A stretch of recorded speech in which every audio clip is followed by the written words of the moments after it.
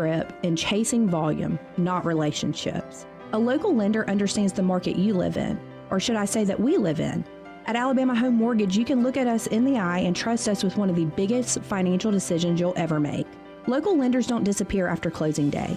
Our reputation is built right here, one family at a time. So before you pick up the phone and call a stranger, remember us, Kim Williams and Madeline Cannon at Alabama Home Mortgage. You deserve guidance from someone who knows the community because they're a part of it. Give us a call at Alabama Home Mortgage today at 334-567-4223 or visit us online at myalabamahomemortgage.com. That's Alabama Home Mortgage, because there is a difference in mortgage companies. NMLS 1586368, Equal Housing Lender. Hi, I'm Carl Schmidt, naturopath and owner of the Herb Shop Wellness Center and the Pepper Tree Shopping Center. We've used Blue Water Broadcasting for years, and we attribute our results to what they do for us. If you want results with your advertising, call Blue Water. Did you know that radio is the #1 reach platform in all of media? It's true. Call us to find out how to put radio's #1 reach to work for your business. Blue Water Broadcasting. Local folks helping local business. Yes? Yeah, I'm Bill. You called about some breakers tripping? Oh, yes, Bill. My brother-in-law says you can do almost anything. That's me. Not much I hadn't seen. Do you really want someone who does almost anything in your electric box? Think about that, because each year thousands of home fires are caused by faulty wiring. That's why you want a professional, like the electricians at Crosby Electric. Bill, how's it going? Bill, ooh, are you okay? Oh, yeah, well, I didn't really need my eyebrows anyway. At Crosby Electric, all technicians undergo rigorous safety training, as well as background checks, drug testing, and continuing education. Bill, you think maybe I should call a real electrician? No, these little slip-ups happen. Everybody does it. Really? No, not really. When you need professional electric work, or you just like someone to assess your home for safety, call the experts at Crosby Electric, 272-2085, or visit us at crosbyelectric.com. The views and opinions of the following program are solely those of the host and other contributors. These do not necessarily represent those of Liberty Acquisitions 825, Blue Water Broadcasting, its management, staff, or any advertisers.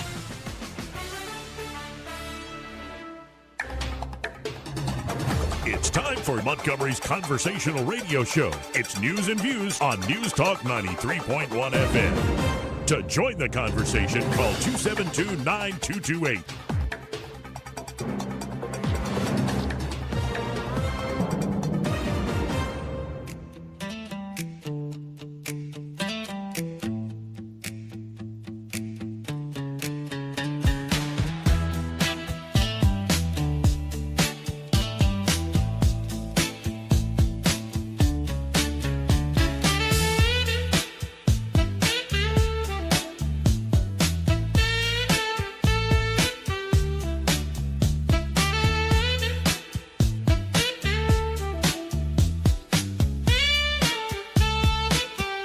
Joey Clark.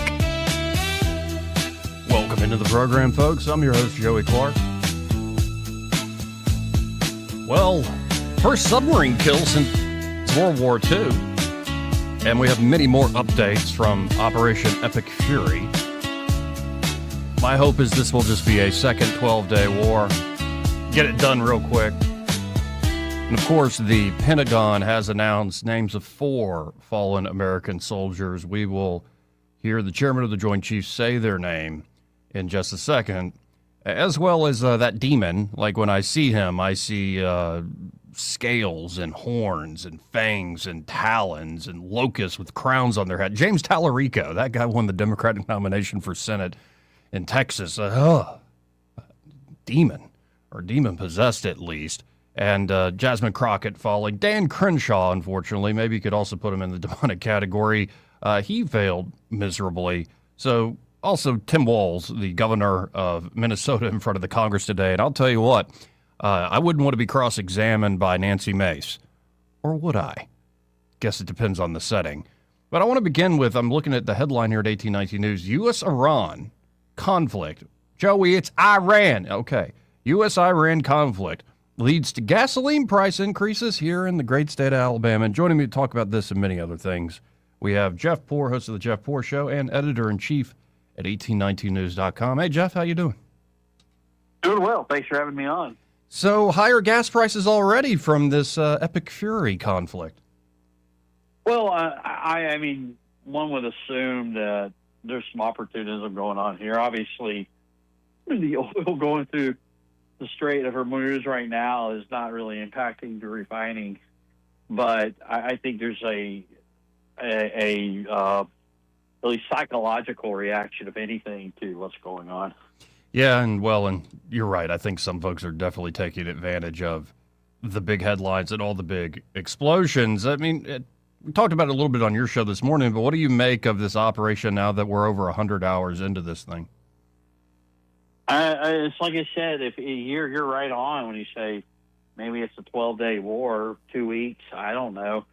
And as long as casualties are kept to the minimum, American people will probably be fine and go along with it. The problem is, I do think the economic impact, it comes at a critical moment for Republicans who want to do well in the midterms. They got to, a lot of what's contingent of success for Republicans is, like I said, contingent on the economy. And this is a speed bump at best. At worst, is something that could spiral and create some headwinds for the economy, which I still think it's going to be a Democrat night in November. But if you're looking at damage control, you're hoping that Democrats don't turn out to vote in big numbers. Don't give them something to go out and vote for. Hear, hear. And it looked like Republicans on the generic ballot, like a Harvard-Harris poll, had edged back to 50-50 after the State of the Union speech. So it could be, if Trump does the campaigning in every state like he's on the ballot, that this will be a little more neck and neck. Now, but I got to ask you, it's like, what do you make of, I hope you've seen the video of the Iranian warship named the Soleimani. Well, that is, excuse me, that was a different ship. This was named after the terrorist leader who, yes, Trump assassinated. It's the first sub kill since World War II, and quite a video to watch. Yeah, I don't know. I guess my lack of expertise in the naval issues, I did not realize that torpedoes were not something that were, I guess submarine versus submarine warfare was not something we do. But yeah, you think about it, I mean, how many Hunt for Red October movies or whatever have we seen? And we just haven't been in a war footing where you have navies capable of this kind of warfare. So, I mean, I guess it makes sense. Iran might be the most advanced military we faced since World War II, because Korea, Vietnam, Iraq, the Panamanians or something. I mean, yeah. So Grenada, yeah. Grenada is not exactly what I would say the Spanish Armada here, but I guess that has something to do with it as well. Well, and I corrected myself too fast. This was called the Soleimani. It's the last one. It was in the Indian Ocean, way away from the actual theater of most of the action, and was taken out. And I know you're a big sports fan. Like, it's one thing when, you see your team hit the game-winning three-pointer at the buzzer. Can you imagine being on that submarine for months on duty? You don't see your family, and through the periscope you see that's just got to be an exhilararing feeling, for better or for worse. That's like catching the big fish, right? Like, is there like a special accommodation for being a part of that crew, for being the first to get that kill? I wonder, yeah, but maybe that's just it. It's just like something that's rare these days, like, fighter pilots, ace fighter pilots, and things like that. We don't have this kind of combat in the world right now, and it's something of a lost era. Now, shifting to the politics of last night, one guy, Dan Crenshaw, who you would think would love something like this operation ongoing against Iran, he gets beat pretty handily by a pretty huge margin. And I don't know, my takeaway from this is Dan Crenshaw showed too much contempt to everyday people and everyday voters. Time after time after time, the guy had quite a temper on him. But what do you think happened to Crenshaw here? Yeah, I think you're right. I think the elitism caught up with him. And, like, people have a pretty good sense of things, like, of an entitlement. Like, I'm the philosopher king. I've seen some things. You need to vote for me, and that's not going to win it. But it's also better or for worse, guys. Fidelity to Donald Trump, and I think these guys are getting the foreign policy that they wanted, but they opposed Trump for whatever reason that was stated. And I think deep down, you ask them, well, we think he's going to be an isolationist. We think he's going to go Pat Buchanan on us.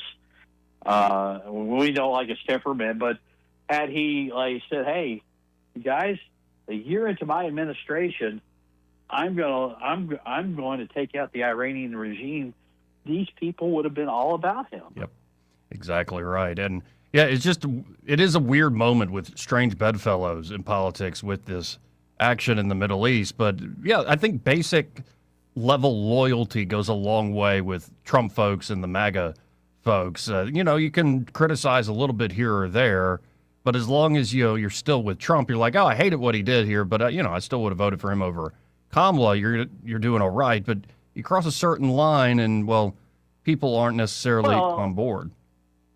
Yeah, it's a Republican primary, so it makes a little sense. Here's the question, Joey. We saw what happened in Texas today at Crenshaw, the only incumbent not endorsed by Trump. How many people here in Alabama are looking at that today thinking, I'm glad I got that Trump endorsement, or man, I sure wish I had gotten that Trump endorsement. Yeah, and that's where I want to shift, because I can leave the demon James Talarico and Jasmine Crockett losing and all this other stuff to later in the program. What I wanted to do with you is kind of handicap where some of these statewide races are. Your humble opinion on the Senate race. Do you think somebody wins this thing outright after the first primary vote, or are we heading to a runoff, and who might be in that runoff? I still think it's a primary. I still think Marshall's got a shot at the runoff. I feel like the undecideds, the weird thing about this cycle, this late into the cycle, at least some of the polling I saw at the very beginning of 2026, it showed a lot of undecideds. In some cases, we're talking 15 to 70% of the voters undecided, down ballot. But 40 in the mid 40s for a Senate race at the top of the ticket, it's just kind of crazy. And the Marshall number has been pretty steady. I think Marshall maybe lost a few, but people were backing Marshall based on their knowledge of him, based on ID, based on whatever reason. They brought them to Marshall, and they haven't really left because of a Trump endorsement. However, you're really seeing where Barry Moore has tightened that race. Yes, because of the Trump endorsement. Those undecideds are starting to break for Barry Moore. He's got that Trump endorsement. And unlike Mo Brooks, who had the Trump endorsement in 22, I see that Barry Moore is doing a lot with it. He's getting the word out. He's advertising it. I mean, in the Mobile market, I've seen his ads. I'm sure you're seeing it. And it's a different world, too. It's a very digital world. There's a lot of digital out there making that correlation. I think it's really working for him. I would be surprised if he doesn't pull out ahead here the next, say, month. But right now, I think he's tightened it, or at least pulled head to head with Steve Marshall. Yeah, and I think the combination of having a great digital game as well as more traditional get-out-the-vote methods here in the state is the sweet spot, and I think Barry's got that along with that endorsement.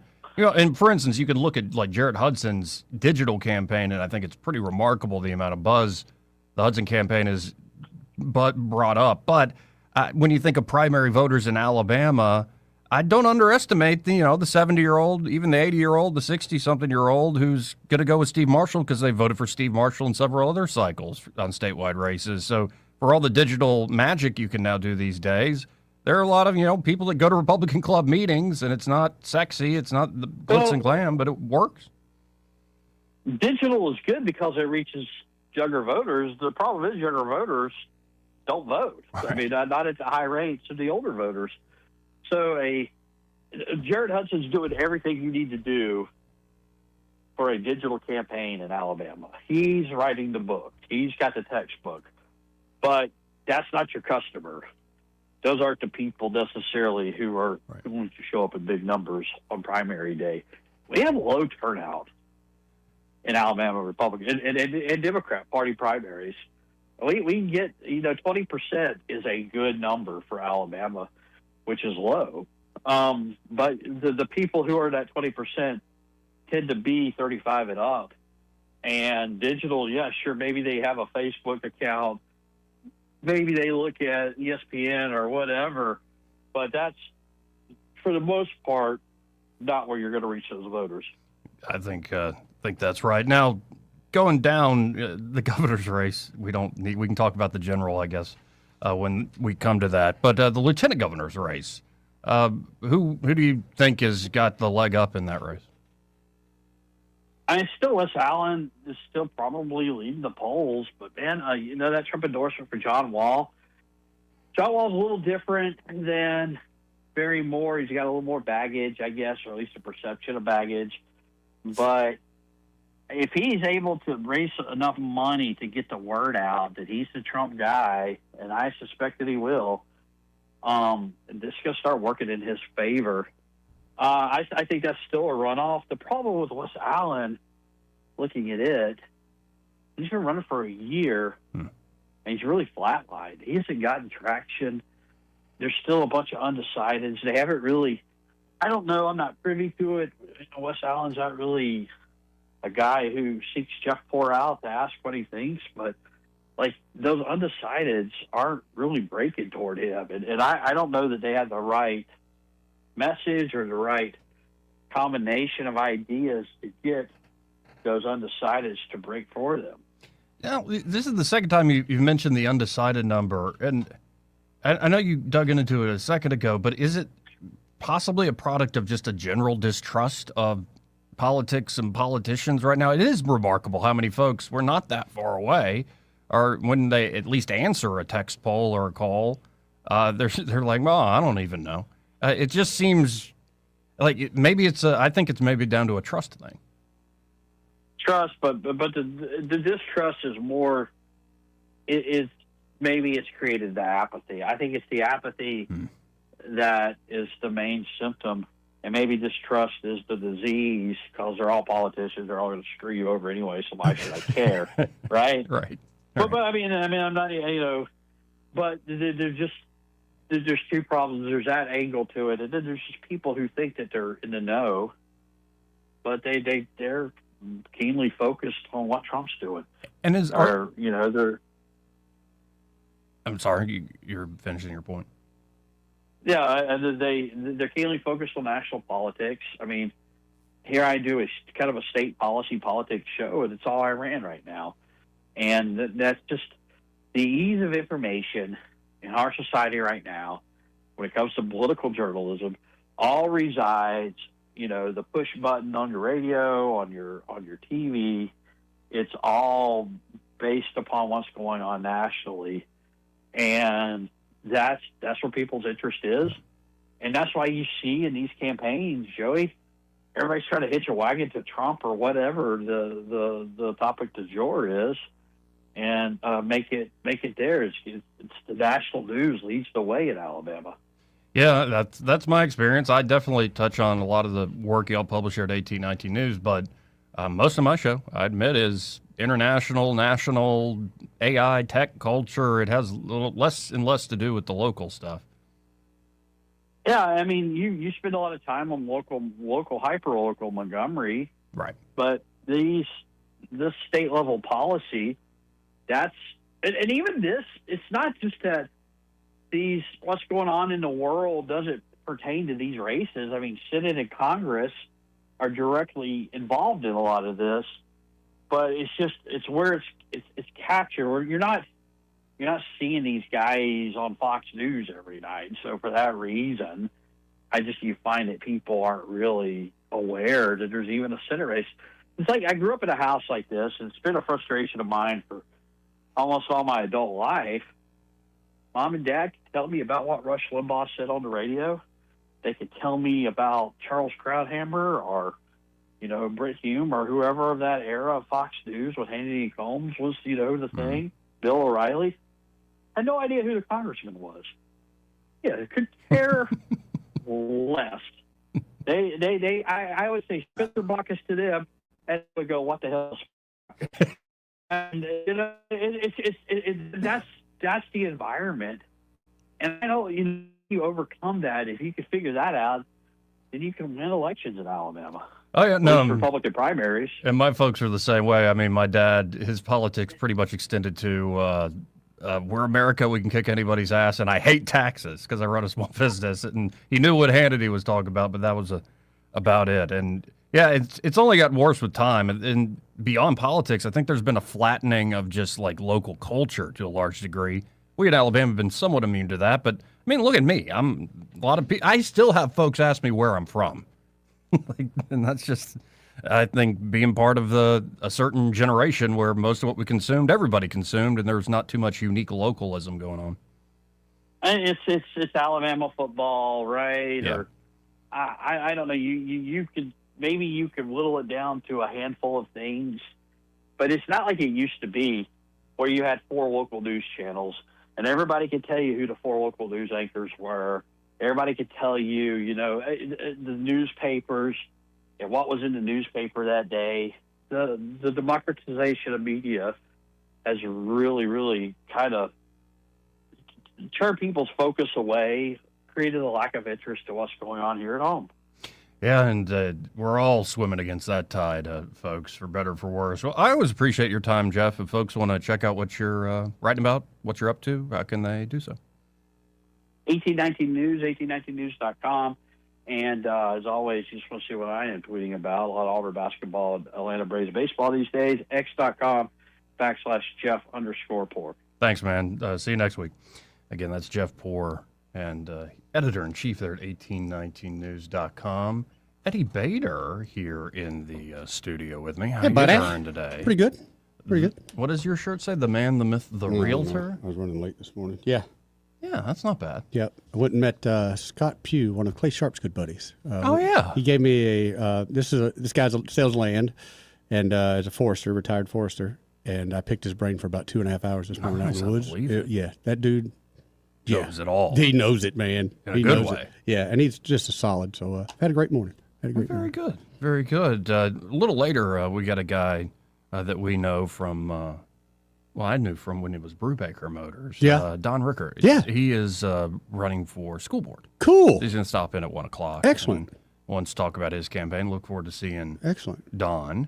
And, of course, the Operation Epic Fury continues. So we can continue breaking all that down. Though, did you see the submarine attack? Yeah. Mm-hmm. Can you imagine being like... That's why Eddie don't do subs. No, not being on the ship that got sunk. But, like, you're on that submarine, you're on that tour, dude, you're gone, you're under the ocean for months. Okay. Had a buddy. And then, like, you finally get the opportunity, because this is the first one again since World War II, so you never get this opportunity. Mm-mm. And to be on, like, that boat. So I had a buddy, when I was a teenager, he had just gotten out of the Navy, and he was on a sub. And he convinced me that don't go in the Navy, because his sub life was 6 months underwater. They popped up one time. He said, I think we're in Antarctica. Oh, yeah. And then he went back down, and he said, like, I think it was 3 or 4 months again. They popped up in Japan. They had a week. And then he's like, we were underwater again for another 6-7 months.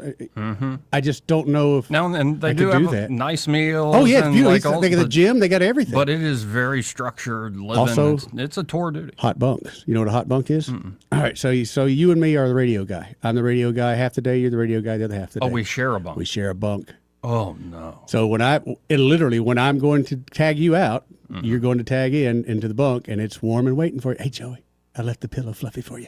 Yeah. That's a reference to your bean habit. Making baked beans, chef. That's right, exactly. Right. So yeah. And okay, let's say this, which I know happens. There's a female on the boat. Okay, she has feelings for you. You don't have feelings for her. Mm-hmm. You're stuck underwater. Well, for the there's next still 6 months submarines they haven't been able to retrofit, so they're still all male boats. Thank God. It's the submarine fleet. Some are bigger, and you have female. Do we have any? That does complicate it. Do we have any specialized submarine boats where it's all male? You know what I mean? Actually, yeah, I think that's what some of these are. No, I don't think you talk. I mean, yeah, all male, but I mean, like all those males have something in common besides they're in the military. Well, they are in the Navy. Okay. We're an Air Force town, Eddie. That's right, buddy. Now, before we stop it with, the rah-rah here. Yeah. I do want to stop it with the rah-rah because I'm looking at the faces of 4 people no longer living. Yeah. And this was earlier this morning. The Secretary of War and the chairman of the Joint Chiefs were giving an update on Operation Epic Fury. And for all the bombs going off, and yes, I think the pride a lot of Americans feel, we do need to remember the cost. So without me saying it, here is the chairman of the Joint Chiefs. 6 have died officially. They are releasing these 7 now? 7. Yeah. But these are the 4 they released because others you have to give time to notify the families. 24, 48 hours. Let's listen into General Caine. It's with profound sadness and gratitude that I share the names of 4 of our 6 fallen heroes, all from the 103rd Sustainment Command, U.S. Army Reserves out of Des Moines, Iowa. Captain Cody Cork, Sergeant First Class Noah Tegens, Sergeant First Class Nicole Amore, and Sergeant Declan Cody. To the families of our fallen, we grieve with you today, and we look forward to welcoming your family members home at Dover in the coming days.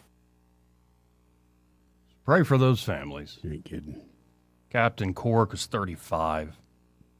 Look at the picture of him. He don't look like he's 19 years old, man. Sergeant First Class Nicole Moore, 39. 39. Sergeant First Class Noah Teachins, 42, Bellevue, Nebraska, and then Declan Cody, who's only 20. And that was the Iranian drone strike that took them out. Mm-hmm. In Kuwait. In Kuwait. And again, lift up all those families in prayer, folks, and pray that God's will is upon us, that we're doing his will, not our own. I'll put it that way. My other hope and prayer is that Trump's going to come out and be like, the second 12-day war is over.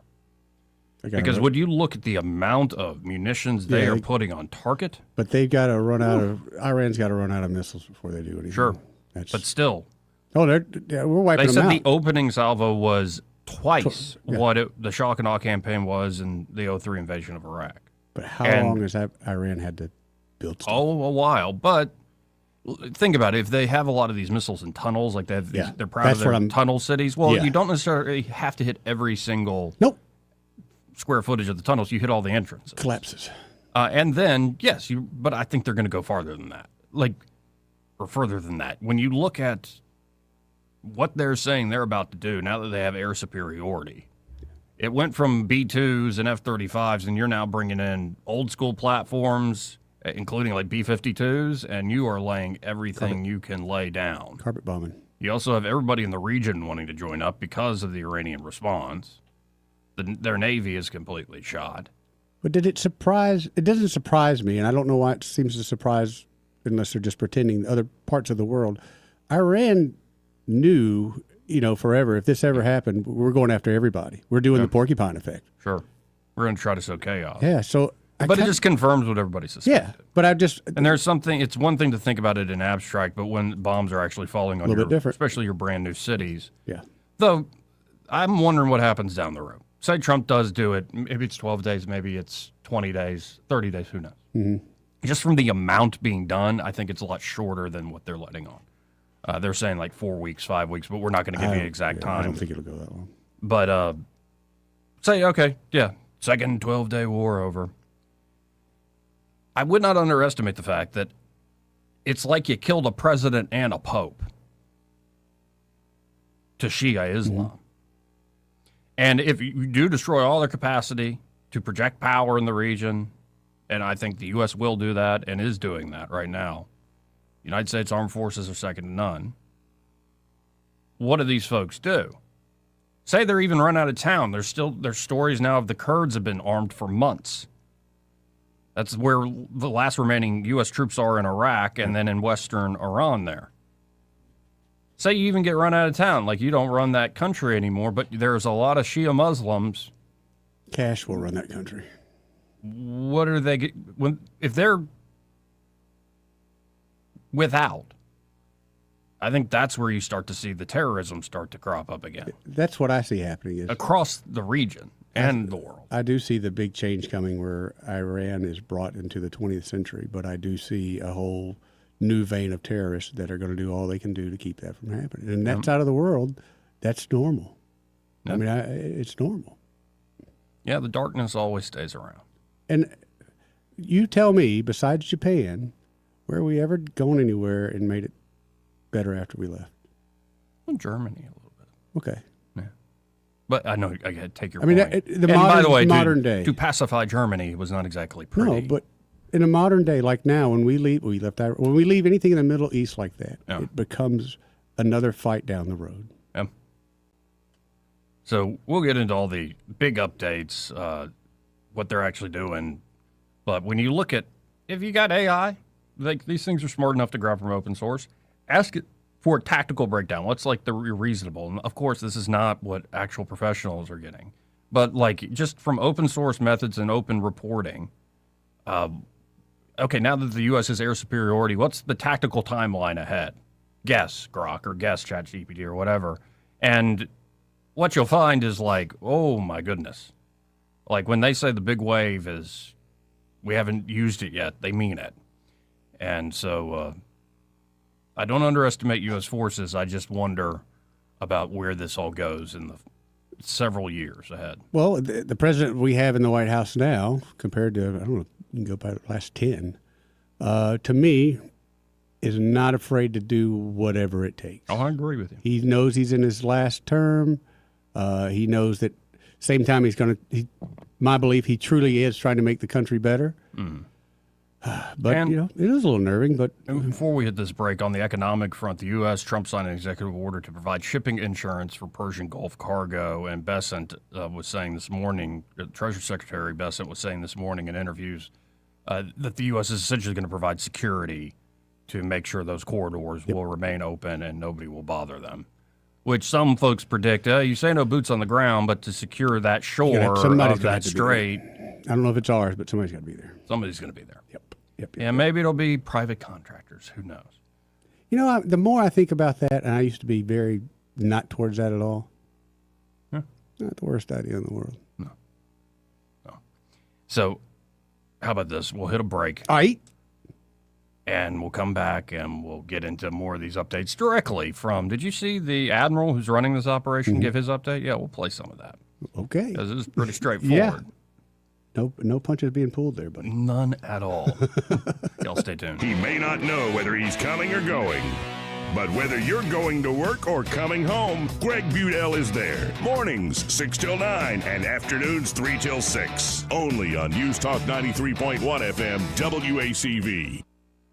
Good afternoon. It's yours truly, DJ Fresh, broadcasting live from Blue Water Broadcasting.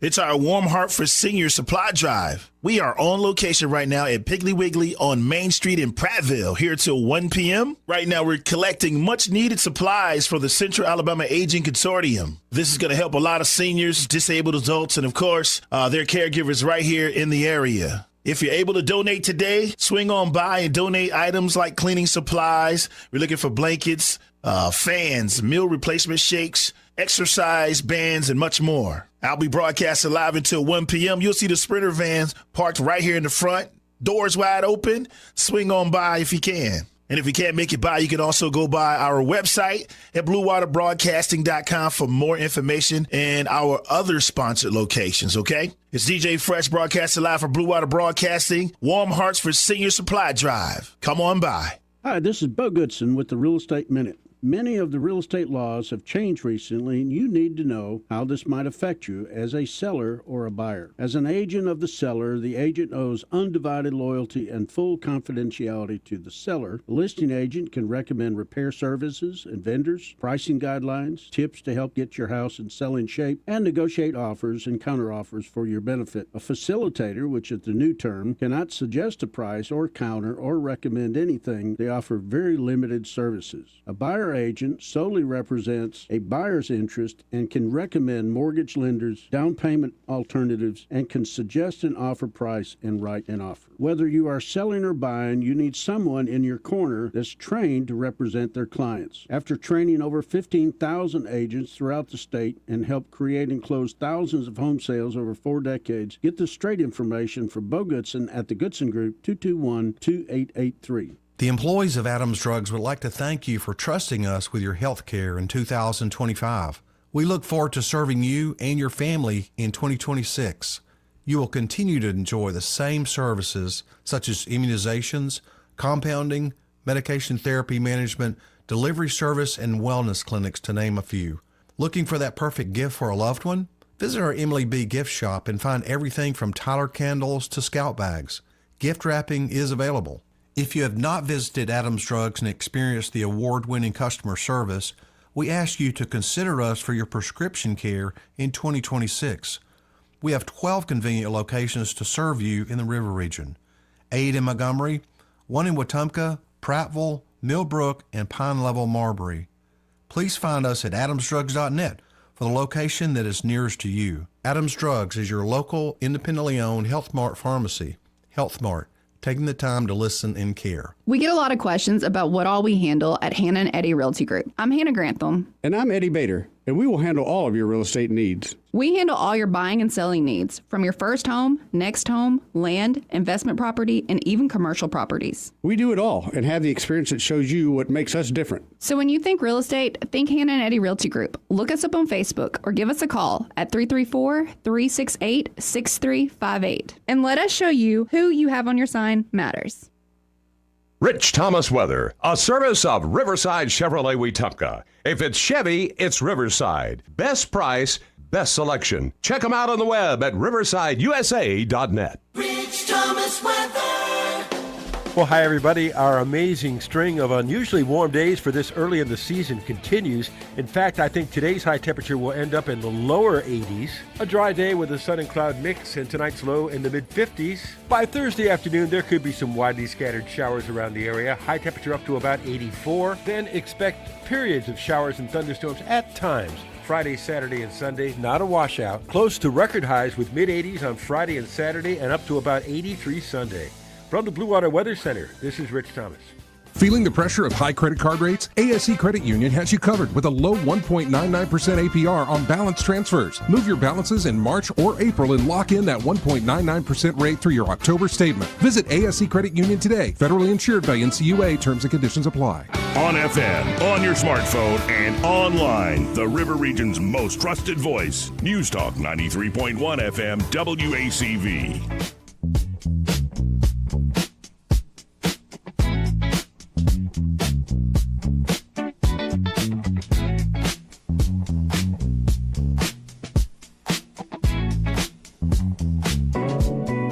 Joey Clark. Welcome back. I'm your host, Joey Clark. The man dancing on the right side of the screen is Eddie Bader. If you wouldn't mind, and I'm going to put you on the spot. All right. You could send me a few of these and as many videos as I do. I would love to just interject one of your songs. I'll give you credit. I'll do whatever you want me to do to it, but I would love to because you've got some groovy music. I'll cook some up. Okay. I'll cook something up for you. Okay. I get how it is. Yeah, I mean, this is great. Plus, it gives me a chance to say, hey, this is original music by my friend Joey. Right. No, next time you're out on red clay shooting some real estate video in tennis, you've got a song for that. I'll send it to you. Let's go to Wetumpka Jeff. Hey, Jeff, how you doing? Hey, I'm doing good. Hope y'all doing well. Pretty good. I sent you a video of it's a advertisement that Mr. Trump did right after the State of the Union. It is awesome. You need to look at it. You sent it to me. I sent it to you. I sent it to your email. Okay. And what he done was he asked a question. If you agree with the fact that the job of the government is to take care of its people and not take care of the illegal aliens, stand up. And Oh, it yeah. shows all the Republicans standing up, and it shows all the Democrats sitting down. Oh, I saw that one. Yeah. Heavily. Yeah. I love that. Was you talking about taking lemon and making lemonade? And Nancy Pelosi looked like sourpuss anyway. Mm-hmm. No, I think But they performed badly, and that's the problem. As much as some support for Trump with independents is soft, and the Democrats still suck. Yeah. So they suck so bad. I just wonder what turnout numbers are going to be. Do you think they'll be higher than like in Alabama, over 20%? No, man. Neither do I. I think it's a low key year right now. Yep. With all this going on, I still think it'll be, but And you got to admit, like, we're all of it, like Jeff and Eddie and I, like all the folks that do this every day, we're crazy. Oh, yeah. Compared to the 1,000%. average voter, you know, we'll see if they get Yeah. up. I just don't see it. And that's the problem here in the I US. don't know why they keep voting for these people. They're idiots. Talking about affordability, they ain't making affordability. They trying to buy votes by saying, "Oh, we're gonna give you such and such for free." Ain't nothing free. Thank you. Amen. Somebody's got to pay for it. No such thing as a free lunch. That's exactly right. That's it. Well, I appreciate the call, Jeff. Somebody got to pay for it. That's right. Yes, sir. Thank you, Jeff. 272-9228. So, this guy, the admiral in this case of this operation, Epic Fury. Mm-hmm. And did you see there was an Epstein conspiracy theory about the name? No, you got to be kidding me. No, I didn't. Yeah, that when you type into Google Trump EP. Oh, boy. It'll come up Trump Epic Fury instead of Trump Epstein. Now, I think Interesting, Joey. I think that's kind of like that's okay. 100% by design. I don't give a crap. Oh, okay. Yeah, no, that's 100% by design. Anyway, here is I'll let the man speak for himself. I think he does it well. Good afternoon. I'm Admiral Brad Cooper, the commander of United States Central Command. In this capacity, I lead U.S. military forces in the Middle East. I'm here to provide... Hold on. Somebody sent this to me earlier today. That Vice Admiral Charles Brad Cooper II, a senior U.S. Navy officer associated with CENTCOM leadership, attended Sidney Lanier High School in Montgomery, Alabama. Really? How about He's a that? 1989 graduate of the United States Naval Academy and is married to his high school sweetheart, Susan. That's beautiful. Well, small world. Yeah. So I'm sorry to interrupt you, Brad. No, but Admiral. I like that. But Got a homeboy in here. That's small world. Good afternoon. I'm Admiral Brad Cooper, the commander of United States Central Command. In this capacity, I lead U.S. military forces in the Middle East. I'm here to provide you an update on Operation Epic Fury, now in our 4th day of execution. First, I'd like to express my deepest condolences to the families and teammates of the extraordinary Americans who've been killed in action. And I'd also like to extend our prayers for a speedy recovery to the wounded. Yesterday, you heard from Secretary Hegseth and the Chairman of the Joint Chiefs. Today, I'd like to give you an operational update on where we are and provide you with some key facts. By order of the President of the United States and the Secretary of War, our military in the Middle East is undertaking an unprecedented operation to eliminate Iran's ability to threaten Americans, as they've been doing for nearly half a century.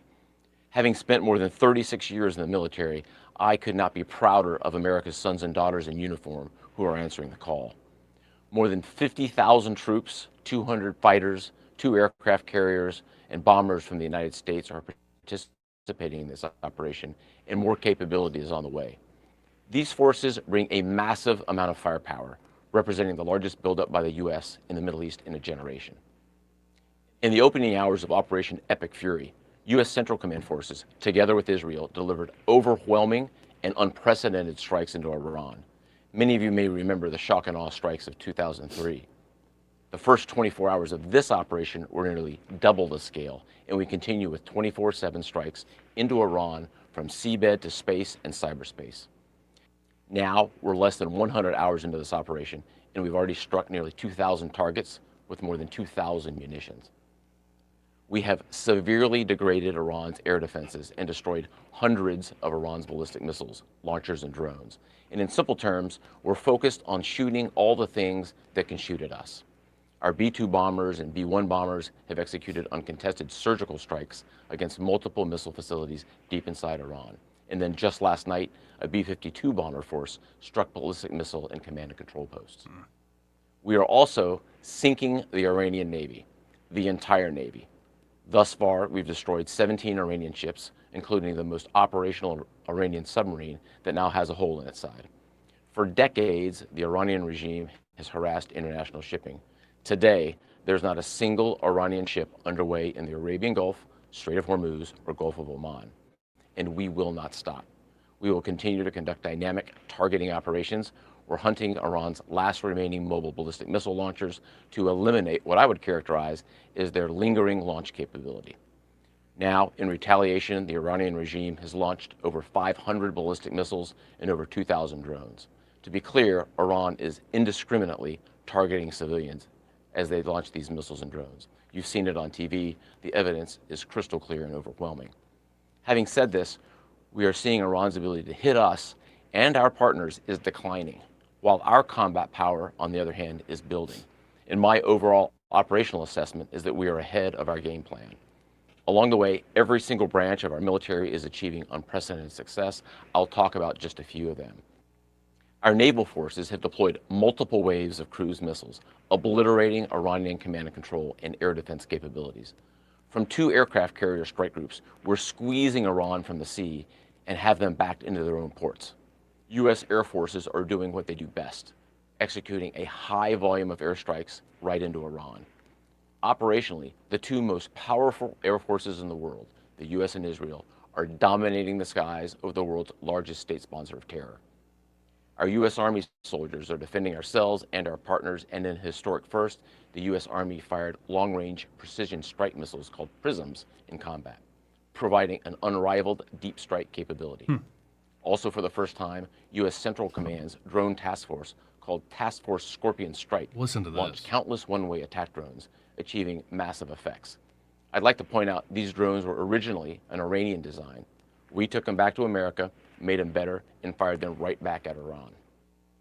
I just could not be prouder of our men and women in uniform, leveraging innovation to create dilemmas for the enemy.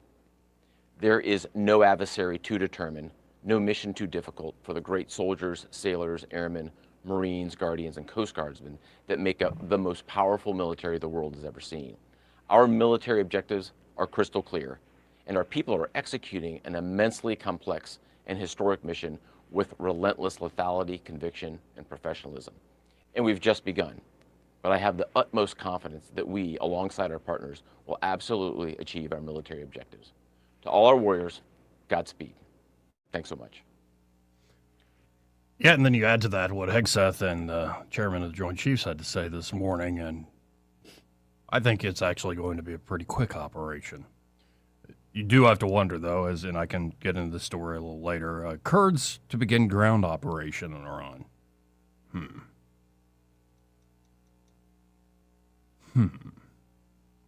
Though Hegseth denied the DOD having any part in that. Of course he has to. Well, perhaps it's, intelligence and You think? And Israel and maybe a few other players in the region. You think there's a little Mossad going on there? I think there's something like that going on there. I think you're right, Joey. Just perhaps. Anyway, got to hit this break. Hopefully we'll have Austin Branco on the other side. Want to carry News Talk in your pocket? Download the News Talk 93.1 app from the App Store. Available on iPhone and Android. Never miss a moment. Download now. Good afternoon. It's DJ Fresh broadcasting live for Blue Water Broadcasting. It's our Warm Heart for Seniors supply drive. And right now we're collecting supplies for the Central Alabama Aging Consortium, providing vital home and community-based services for seniors, disabled adults, and of course their caregivers right here in the Gump. We are on location right now at Piggly Wiggly on Main Street in Prattville, here till 1 p.m. We have a barrel inside.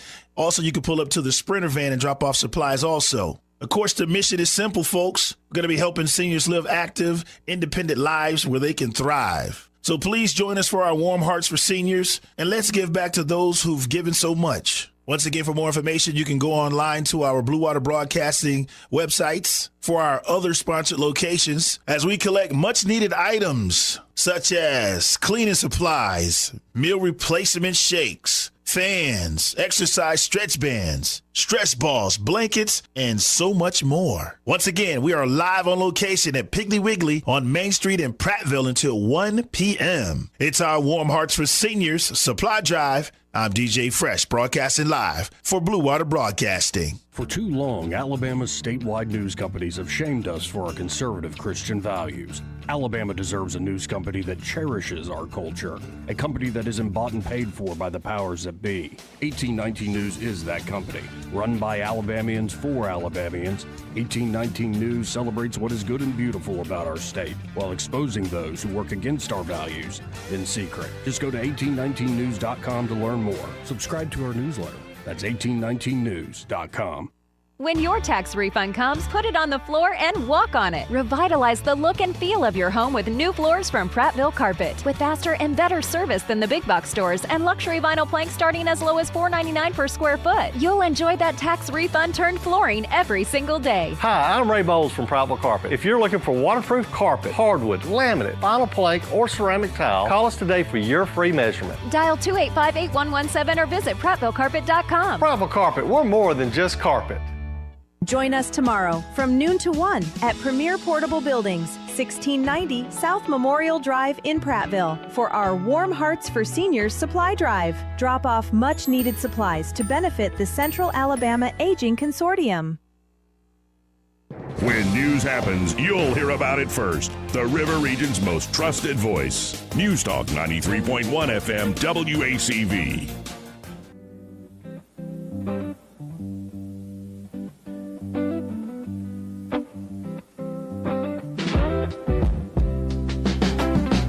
Joey Clark. Welcome back.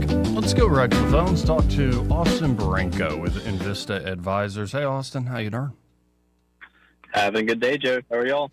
Oh, we're all right. Just looking at the latest with this massive operation in Iran, and the amount of munitions they're about to put down on that country is unreal, unheard of.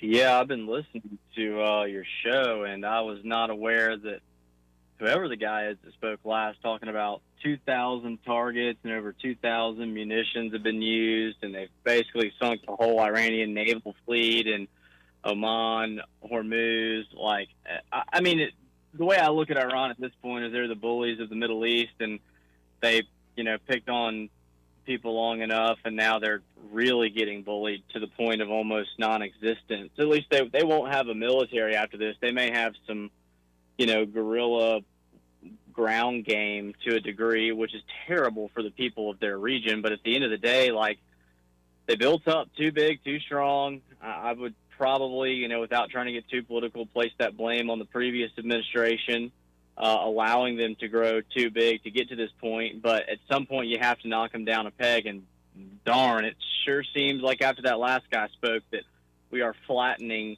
any semblance of a military presence that they have.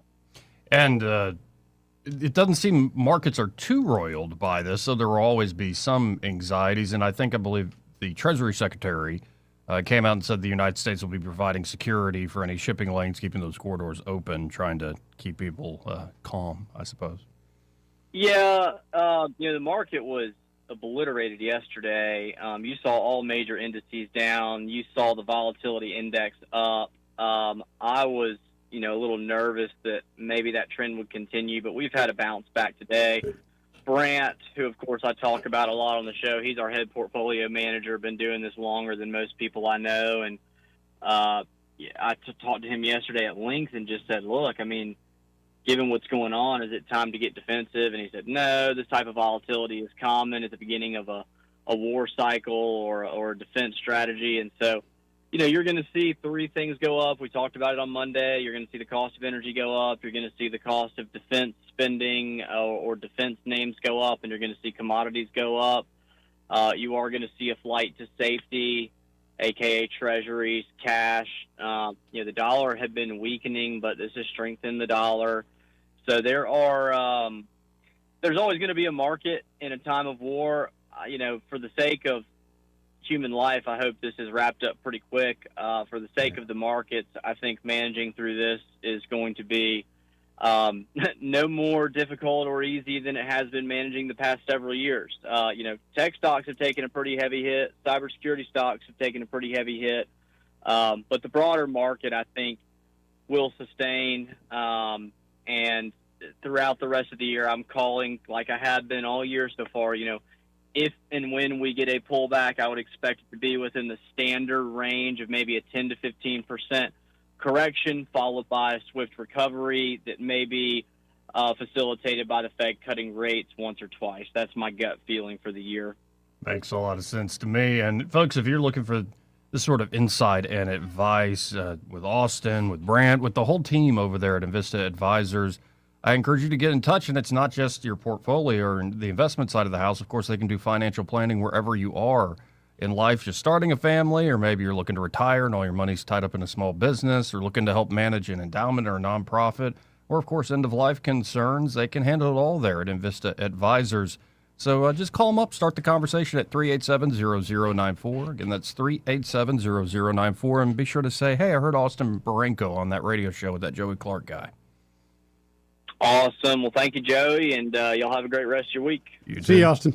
And again, that's Austin Barenko with Invista Advisors. The opinions voiced in this material are for general information only and are not intended to provide specific advice or recommendations for any individual. All performance referenced is historical and is no guarantee of future results.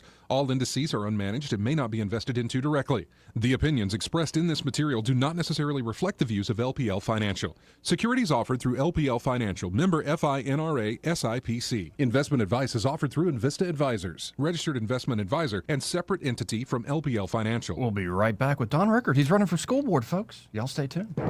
Broadcasting from the Riverside Chevrolet Master Control Center, this is WACV Cusada, News Talk 93.1 FM. When it's Chevy, it's Riverside. With SRN News, I'm Bob Agnew in Washington. For the first time since World War II, a U.S. submarine has sunk an enemy warship, an Iranian vessel in this case, in the Indian Ocean. That comes as Washington and Israel intensify their bombardment today of Iran's security forces and other symbols of power. As the war expands yet again, Tehran has warned of the destruction of the Middle East military and economic infrastructure. The tempo of the strikes on Iran was so intense that state television announced the mourning ceremony already for Iranian Supreme Leader Ayatollah Ali Khamenei would be postponed.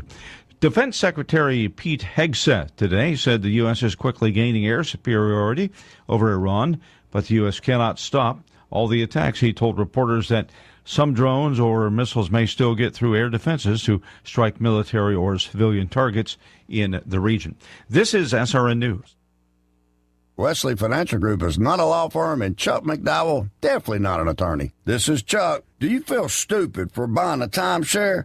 Don't. It's not your fault. You were most likely told you could rent it, and it was a great financial investment. And the deal was available today only. If this happened to you, contact your resort or Wesley Financial Group for help today. Call Wesley now for your free exit information kit. 800-242-3131. 800-242-3131. Maybe this is you too. There is enormous frustration right now with healthcare costs. It's amazing. Healthcare costs for families in the last 20 years have almost tripled.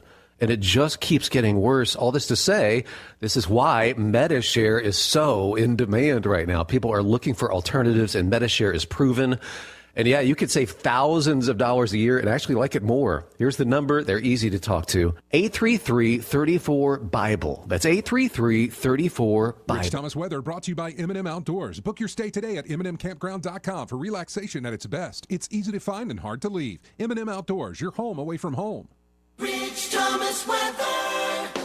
Well, hi, everybody. Our amazing string of unusually warm days for this early in the season continues. In fact, I think today's high temperature will end up in the lower 80s. A dry day with a sun and cloud mix, and tonight's low in the mid-50s. By Thursday afternoon, there could be some widely scattered showers around the area. High temperature up to about 84. Then expect periods of showers and thunderstorms at times. Friday, Saturday, and Sunday, not a washout. Close to record highs with mid-80s on Friday and Saturday and up to about 83 Sunday. From the Blue Water Weather Center, this is Rich Thomas.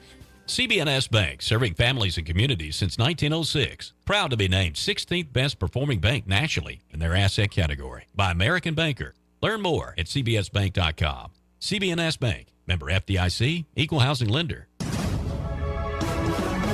From the Blue Water Broadcasting News Center, these are today's top stories. A man on Alabama's death row for killing a Montgomery County Sheriff's deputy is now eligible for a new trial. An appellate court ruled prosecutors violated Michael Sockwell's 14th Amendment rights in his 1990 trial. Sockwell was convicted of killing Deputy Isaiah Harris, who was shot in the face on his way to work in 1988.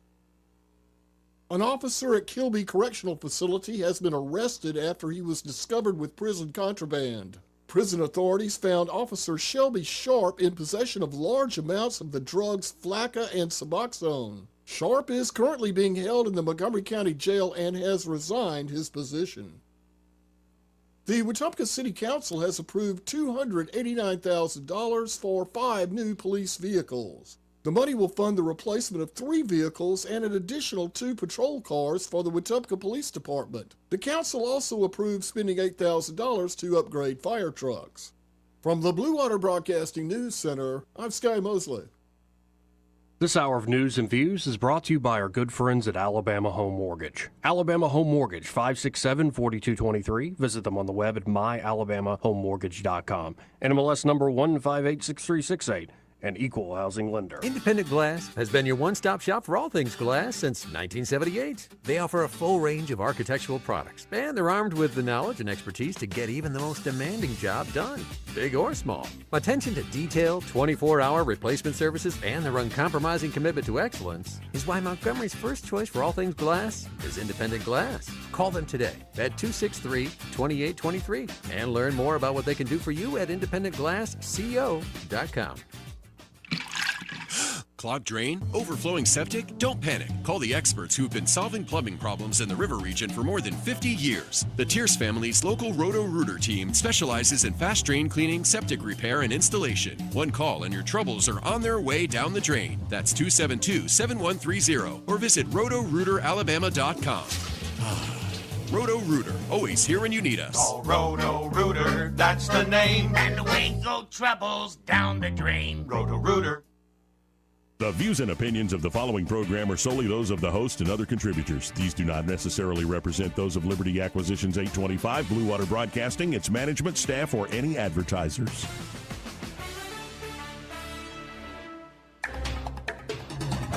It's time for Montgomery's conversational radio show. It's news and views on News Talk 93.1 FM. To join the conversation, call 272-9228.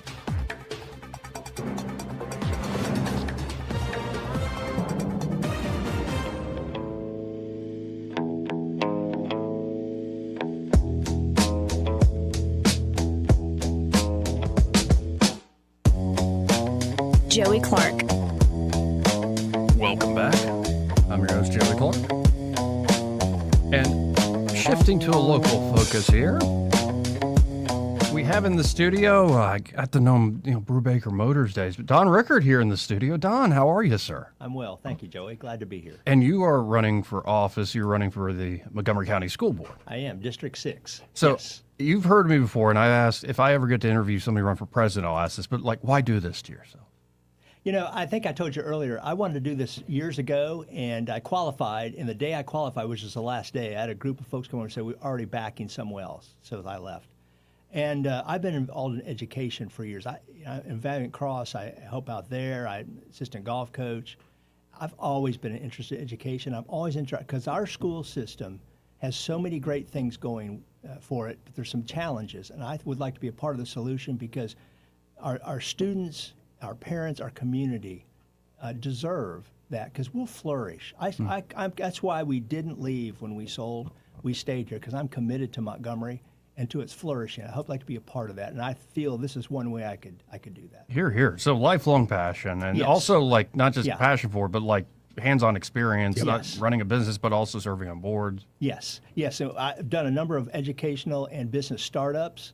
My background, I have a master's in education from Ohio State University and part of quite a ways in a PhD at Michigan State in education, leadership, policy, and technology. And then the siren call for business came, and I left to that. So which district is this? District 6. District 6. Yes. Norman Dale all the way out toward Hampstead. Oh, Hampstead, yeah. Kind of a big horseshoe. That is a big one. Yes. Absolutely. Yeah. Yeah, that's a big district. And Claudia Mitchell has been there for 2 terms, and she is someone you can't really fall over. She is so good at what she has done. She's been brighting star, but she's moving on. I hear that. Now, when you say the great things going on and the challenges, could we lay out a few examples of these? Well, you know, it's always easy to say things about schools nationwide. There are challenges. I mean, we have parental issues at home. That's a big issue. You know, if I can just go down a hole just for a second, I reminded myself the other day I was reading in 2008, 2009, I think Obama had former President Obama had the Innovate Education, and he had the South Korean president over here. I don't know if you may have heard this before, but Obama's asking, what is the biggest issue you face in South Korea? He goes, oh, that's easy, parents. And he said, parents? He said, what do you mean? He said, they will not let up. They say we're not driving our children hard enough in school. They want more homework. They want things to be harder than what they are. Want more challenges, Yeah, and President Obama, of course, he laughed at that because the culture's so different. I mean, it's an honor and shame culture. We're more individualistic. I mean, I get you can't bring one over to the other. But you know, I have a daughter that's a teacher, and she has said, you know, and I talked to a principal recently here that said if the parents would just let them teach and try to tell them not how to teach, that would greatly help. And I haven't been a parent of 3 daughters. I know the urge to go and say, hey, X. But we have a lot of professionals. Most of them are great professionals, know what they're doing. Let them do their job. And I think that's one of them. I think the other thing is, I think just, this is an old man talking now probably, but iPhones, the technology, it's easy to get distracted, but I think their schools are doing a great job limiting that. Amen, yeah. But you know, there's so many options anymore. Schools didn't have these options when I was a kid. You did grammar, you did arithmetic, you know, you did all those things. Now there are so many options, and that's tough to do as an educator. Which ones do you choose? Which ones do you leave off?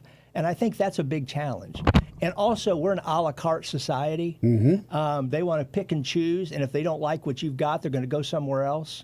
And so that makes it difficult when you're running a place this big. Right.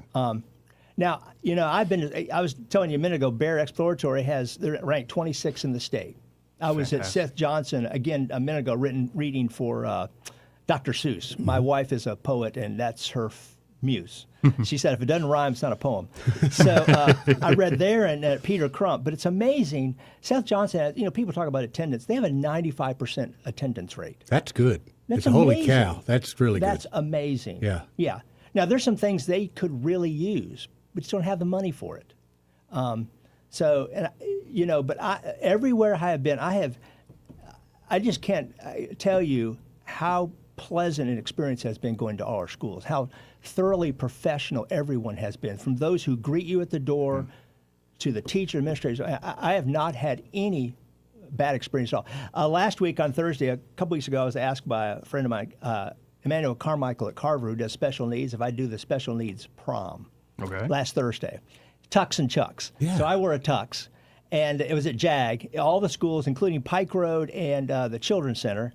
And one of the things I really loved, having y'all probably, you've been in high school at a prom. Yeah. You know, you just stand around and look. Yep. Well, they said, we're going to have fun, and every one of those folks got up and danced. Good It deal. didn't matter Good deal. in a wheelchair or not.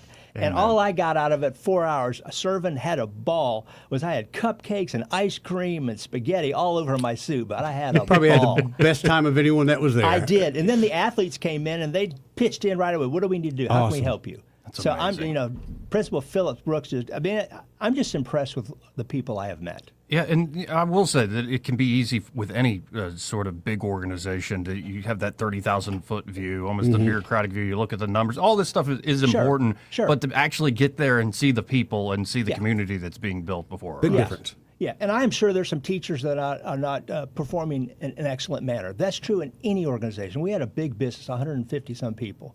You know, we had the same issue. You know, not everybody is an A player. Right. Baseball teams are based their thing on C players. Yep. So, you know, that's okay. For a reason. Yes. But anyway, color me impressed. But there are challenges. We need more money. I know they need more money. And teachers, you know, having a daughter as a teacher, I think I gave her a fridge magnet over the Christmas, and it said, pay teachers more, pay Congress less. Yeah. Down with that. I mean, Down with that program. They get our children 8 hours a day. That's more than most parents see their children. So. Now, like your role on the board, could you sketch it out for me and for the audience, like how you can help with this?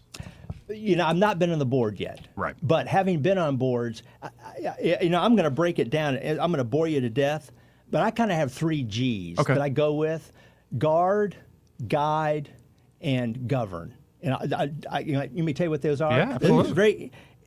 When you guard, it means support and protect students, protect standards, don't lower them, protect community trust, because I think the community has a trust factor sometimes with our schools. Yes. And I think a lot of that has to do is there not enough good things said about the schools. When great things are happening, it needs to be shouted from the rooftop. And when there's issues, they need to be addressed transparently and quickly, if possible. Hear, hear. The other one is govern. Lead with consistency, be accountable, do it humbly, and be clear. I mean, in business, we always said clarity is the best friend you have, because no one can say at the end, I didn't know. Okay? And the other one I would say would be guide. Clear and strategic direction and common sense policies and processes. Hear, hear. That's what I would say in the board. My board is to serve my constituents in the city and to serve the other board members. It's not I win, and I hope the board, we can be harmonious. There would be things we disagree with, but we come to an understanding that this is best. Advocate for the district. Advocate for our public schools, because I think they need every voice they can have. Now, when you say more money, would this be lobbying the state legislature, or what do you mean by more money? Well, yeah, I mean, state legislature, there's always, the dreaded word of taxes. Yes, sir. Whatever that form looks like. But, and again, I'm sure I'll be slaughtered for this by some people, but, in a lot of areas where schools they have very few private schools. The public schools are just phenomenal. Their millage rates are much higher. And I said that in case somebody wants to know. Yeah, it was me that said that just now. Millage rates were higher. But the expectations, the accountability needs to be there as well. Yeah. It's not you give more money and the things stay the Correct. same. Amen. Correct. So, yeah. But I haven't talked to anybody ever who have said, generally, that said, if we had phenomenal X, I would not be willing to pay more. I used to, when we were at car dealer meetings, I used to go several months out of every year, and they would always ask me the question, what's your property tax? And I'd tell them, they go, for a month? And I said, no, that's for the year. They go, we pay more than that a month. Yep. Yeah. So, again, I'm not advocating taxation broadly, but there are some things I think we could do. Absolutely. And I think to your point, if people see the results, they see the improvements, which have been happening with our local schools, there'll be more. Those who just have I don't like any taxes. I might even be in that camp, but I think at a special local level can be reasonable about, okay, well, what are we getting for the dollar? Correct. Yes, and that's reasonable. Yeah. Yes, I agree with you. Yeah. Yeah, and there's the Save the Penny campaign that, if they're on their website, MPS, they're asking that the penny stay where it is instead of getting, because I think they get 40 million now, and that would take away 3 or 4 million immediately if the legislature decided to, or the city decided to take away part of that tax. Oh yeah, the reallocation of it. Yeah. And there are needs. There's streets, our police force, etc. Everyone has a need.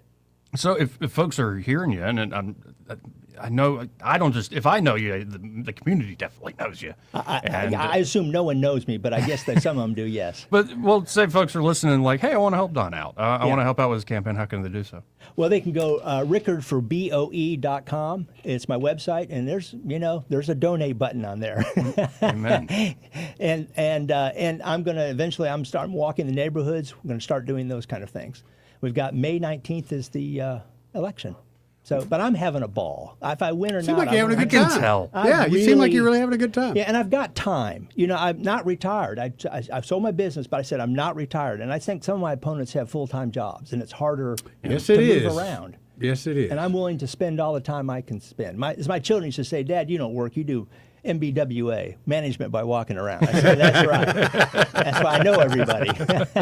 No, it's refreshing because I can tell you're enjoying this and thinking about the problems and all the great things going on, and it's coming from you. It's not it's not talking points. Right. No, I don't really have any talking points.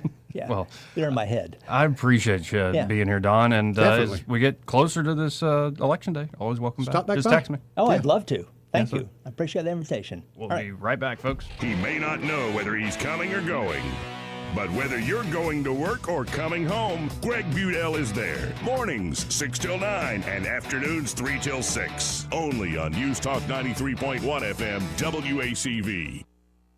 Join Blue Water Broadcasting for Warm Hearts for Seniors. We're teaming up to collect badly needed supplies for the Central Alabama Aging Consortium, serving seniors and disabled adults across Autauga, Elmore, and Montgomery counties. Drop off items like cleaning supplies, blankets, fans, meal replacement shakes, stretch bands, and stress balls at Southern Metal Supply of Prattville for buildings as strong as your dreams. Catch us live on location from March 2nd through March 13th. Let's show the river region what warm hearts can do. Visit us at bluewaterbroadcasting.com and help us make a difference today. 2026 marks 60 years that hope has had a home in Alabama. At the Alabama Sheriff's Youth Ranches, children who've lost everything through no fault of their own have found something priceless. A safe place to live, a loving Christian family, and the chance to simply be kids again. Here, boys and girls grow up surrounded by care, guidance, and faith, learning right from wrong, learning responsibility, learning they are valued and that their lives have purpose. As the Alabama Sheriffs have believed for 6 decades, it's easier to build boys and girls than to repair men and women. These former ranchers are now teachers, parents, business owners, and leaders, living proof that love, structure, and faith can change a life forever. As the Alabama Sheriff's Youth Ranches celebrate 60 years of serving Alabama's children, you can help ensure the next child has the same chance. Learn how you can make a difference at alabamasheriffsyouthranches.org. 60 years of building lives, and we're just getting started. Behind every clean lobby, every polished boardroom, every safe, spotless workplace, there's Janie King Franchise Center who takes pride in making it happen. These are your neighbors, people who live here, work here, and care about the businesses that shape our community. They show up, they follow through, and they make sure your facility is ready for the day, every day. That's why companies across the community trust Janie King as their local cleaning partner. Visit JannieKingCleans.com today. Janie King, the king of clean. Are you tired of the mainstream media's biased reporting? Do you want to stay informed on the news that really matters to you? Look no further than 1819 News. At 1819 News, we bring you the latest in Alabama news, politics, sports, culture, and more. We've assembled a team of journalists with Alabama values dedicated to the truth and the truth alone. Visit us at 1819news.com today. That's 1819news.com. Subscribe to our newsletter. Honest News, Alabama Values. This hour of news and views is brought to you by our good friends at Alabama Home Mortgage. Alabama Home Mortgage, 567-4223. Visit them on the web at myalabamahomemortgage.com. NMLS number 1586368, an equal housing lender. The premier place the river region turns to for news, weather, traffic, and opinion. News Talk 93.1 FM WACV.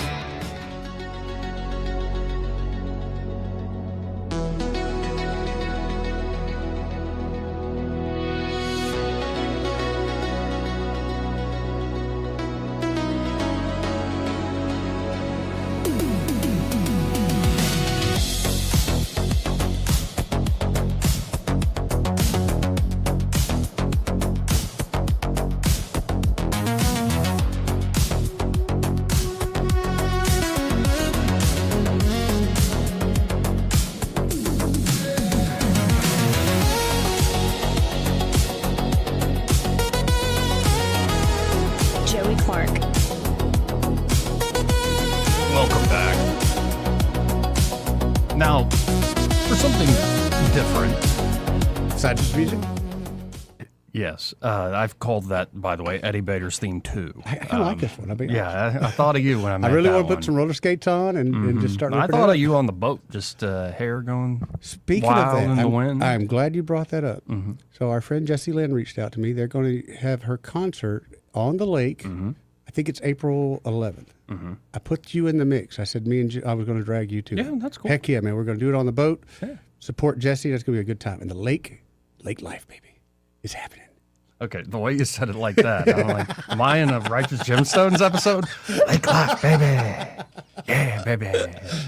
I'm excited, man. Summer's coming. I'm excited. So, but there's something completely different. Yeah. I'm looking forward to that. Remember boat that was trying to go to Cuba to like cause some trouble, and like they got shot and killed for their trouble. Yep. Like 4 Americans who were Cuban. Yeah, supposedly, yeah. Well, a Cuban former political prisoner once honored by the U.S. State Department for her opposition to Fidel Castro's communist regime was the quote-unquote mastermind behind the failed plot to topple his successors, authorities in Havana alleged. It's a Florida mother. Wow. Maritza Lugo Fernandez, a mother of 2 who was detained or imprisoned in Cuba 30 times before fleeing to Florida in 2002, was said to have led the logistics and financing of the 10-man mission, in which 4 were killed and 6 detained in a shootout at sea with border guards. I know it's Cuba, but you can't flip a country with 10 people. Lugo Fernandez, 62, she's 62, called them, quote, the 10 most virtuous people in the world. Of course. There is no greater act of love and sacrifice than the one who gives his life for his brothers in the homeland, she stated on social media. Was she on the boat? No. Sharing a photograph of herself with some of them making L signs to signal libertad, freedom, if that's how it's even said in Spanish. L was for loser, but whatever. Yeah. Down with the murderous Castro-Canel communism. Fire to the dictatorship, she stated. Dude. Using a joint term for the former and current presidents. She did not respond to inquiries about her alleged role. She is worse than the Cuban president. She sent 10 people to die. What did she think was going to happen? Yeah, officials from Cuba's Ministry of the Interior displayed the equipment they said was seized from the group's boat, which was intercepted by a coastal patrol off Cuba's northern coast early last Wednesday. The haul included a dozen high-powered rifles, 12,800 rounds of ammunition. They were ready to go. Do a shootout. Pistols, sniper vest, a generator, Starlink satellite kits, a drone, scopes, radios, combat knives, helmets, camouflage gear, and bolt cutters. Like, seriously, they were ready to go. There was only 10 of them, Joey. They couldn't broke in a bank, much less a country.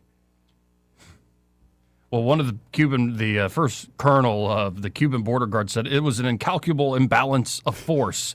If we had not reacted the way we did, the ones who would have died would have been on the Cuban side. Dude, 10 people couldn't take over an island at Lake Martin. Well, I'm saying you get a little beachhead, they would have killed a lot of people. Seeing how they seem to be ready to go. They would... If they had not been, I agree with the Cuban official. If they had not been stupid, Joey, I think what happened is somebody, this lady, whatever, hyped them up, knowing it wasn't going to do any good, but these guys were loyal enough rubes to fall for it. The U.S. State Department said it would investigate, but has not countered Cuba's account of this situation. Relatives and friends of the 10 rejected the regime's description of them as quote-unquote terrorists, calling them heroes and freedom fighters who wanted to help Cubans rise up against tyranny. Some had warned it would be a quote-unquote suicide mission and thought they had abandoned the idea. I had heard something about a year ago, but I never believed they were going to do it. I said, you guys are crazy. It's not a good moment for this, said Armando Labrador, head of Cuba Primero, a Miami-based group pursuing nonviolent advocacy. I don't want to talk bad about them. At the end of the day, they were very brave, but the real truth is what they did was wrong. That's just misled. Yeah. That's just taking advantage of somebody, man. And for her, you guys go. Oh, but this woman, the mastermind, Lugo Fernandez, rose to prominence within Cuba's dissident movement during the presidency of Fidel Castro, who seized power in, of course, 1959 after overthrowing Batista. Castro stepped down in 2008, died in 2016. But this woman was detained repeatedly for speaking out against the dictatorship, organizing protest, and promoting freedom of expression and democracy, spending time in quote-unquote punishment cells measuring just 1 meter wide that drove others to suicide. 3 feet. Wow.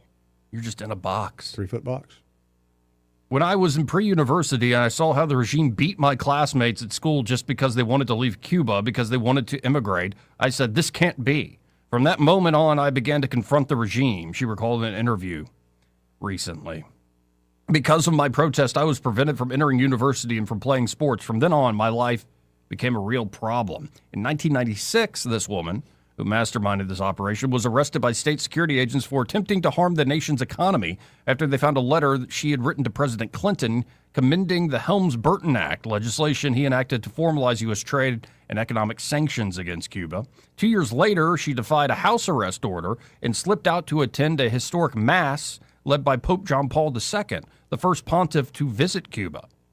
As the Pope addressed Fidel Castro in the crowd, calling on him to end political oppression and pressing the U.S. to lift sanctions, this woman stood wearing a T-shirt with the slogan, "Do not be afraid," and handed out photographs of political prisoners to foreign journalists.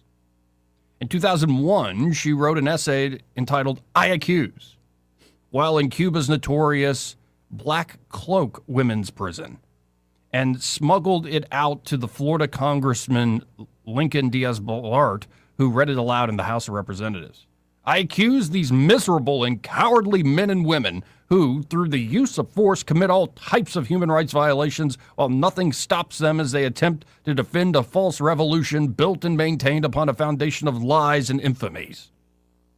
Stop the continuous wanton detention of innocent people whose only crime is disagreeing with the Castro regime. As a physically defenseless woman in ill health, as a mother of two unfortunate daughters currently without a mother's care, and armed with my religious faith as my only weapon, I accuse." What else can she do? What a woman. What a woman. Granted, she's got the passion. She obviously believes in what she believes in, but... Oh, and there are a lot of Cubans who are in the United States who feel just like this woman. Got to have some logic to it. You can't... Oh, about this mission? Yeah. I agree, yeah. I mean, I can understand, again, why they would feel that way, but you got to have some logic. 10 people ain't going to take on an army. They can't even take on one boat.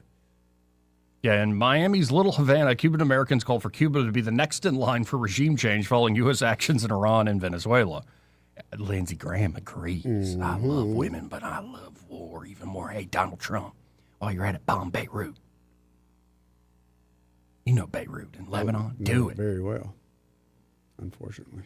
The Trump administration's squeeze on Cuba has so far focused on economic and diplomatic routes. Back-channel talks between U.S. and Cuban officials have included a few folks. So, yeah, I think the operation was, like the nonviolent activist said, and advocate said, a suicide mission. Like, it was. Folks are crazy for trying to do this. I mean, say they weren't detected, they actually got on the island. What were they going to do? Whatever they were going to do, it wasn't going to last long. Really, 10 people couldn't take over or something up on Lake Jordan? No, maybe 10 folks from Lake Jordan. What if my weapons are whiskey and women? That's a good trap. But this is a good we trap. do got some Bible toters up there, so we'd be just fine. Mm-hmm. Well, whiskey, women, and ministers. Again, to be tight, but I think that the brighter minds of Titus would be okay. I like to think so, too. It's good people up there. Yeah, it is. Plus, we like to shoot. Yeah. We usually shoot up there and ask questions later. Mm-hmm. Mm-hmm. In fact, I think I got a thing on my house that says, "We don't dial 911. How dare you try to free Goat Island. The goats are happy. Exactly. Right. Quit trying to liberate the goats. No, and it could be maybe like Trump and team pull it off. Like Iran gets new freedoms and like Persia's back to being Persia and Cuba's back to being Cuba, and you start to see this spread throughout all of Latin America. And, you know, I don't know. Cuba, I think, is just a matter of time. Yes. Because it's, you know, we could let them choke out. Nobody really cares. It's in our world. But well, Iran, on the other hand, as long as they're throwing rockets at everybody. Mm-hmm. Now, while I'm still thinking about Latin America, though, Javier Milei. Saw him in, what's his name the other day? He just did like his equivalent of the State of the Union speech. Oh, okay.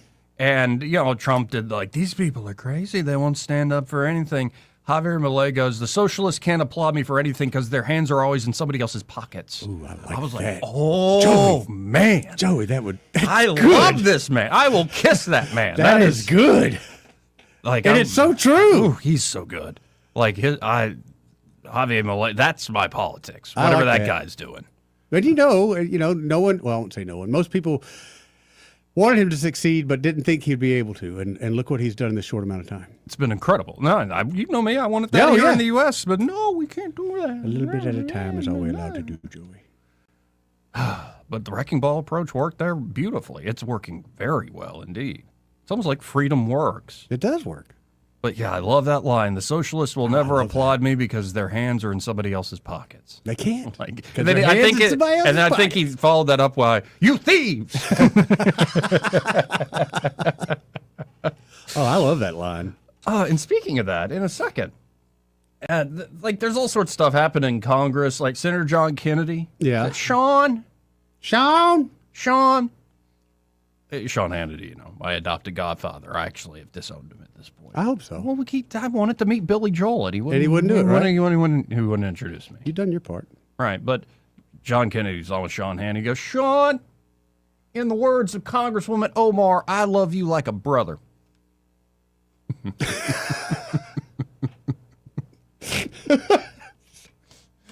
Oh, man. I think he has another one. I'll play it later. I think that too many of my Democratic colleagues want to quote Socrates in the middle of a bar fight.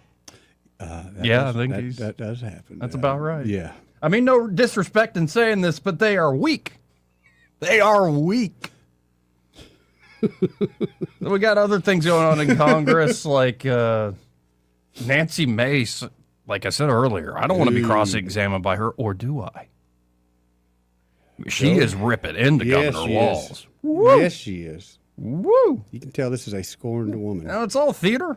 Yeah, it's like, how's this actually going to change the fraud in Minnesota? She needs an award if this is all theater. I think it is all theater. Yeah. And I hope J.D. Vance and the new, war on fraud works out beautifully. But, this is to embarrass Walz. That's the whole point of this exercise, is to show he can't even defend himself. Right. But and that's what I'm wondering. Is it embarrass him to eventually make him just say, I'm out? Uncle, I'm out.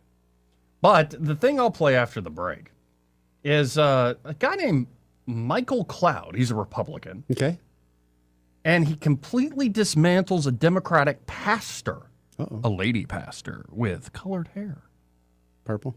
Mm-hmm. Blue, maybe, slightly blue. I don't know. Yeah.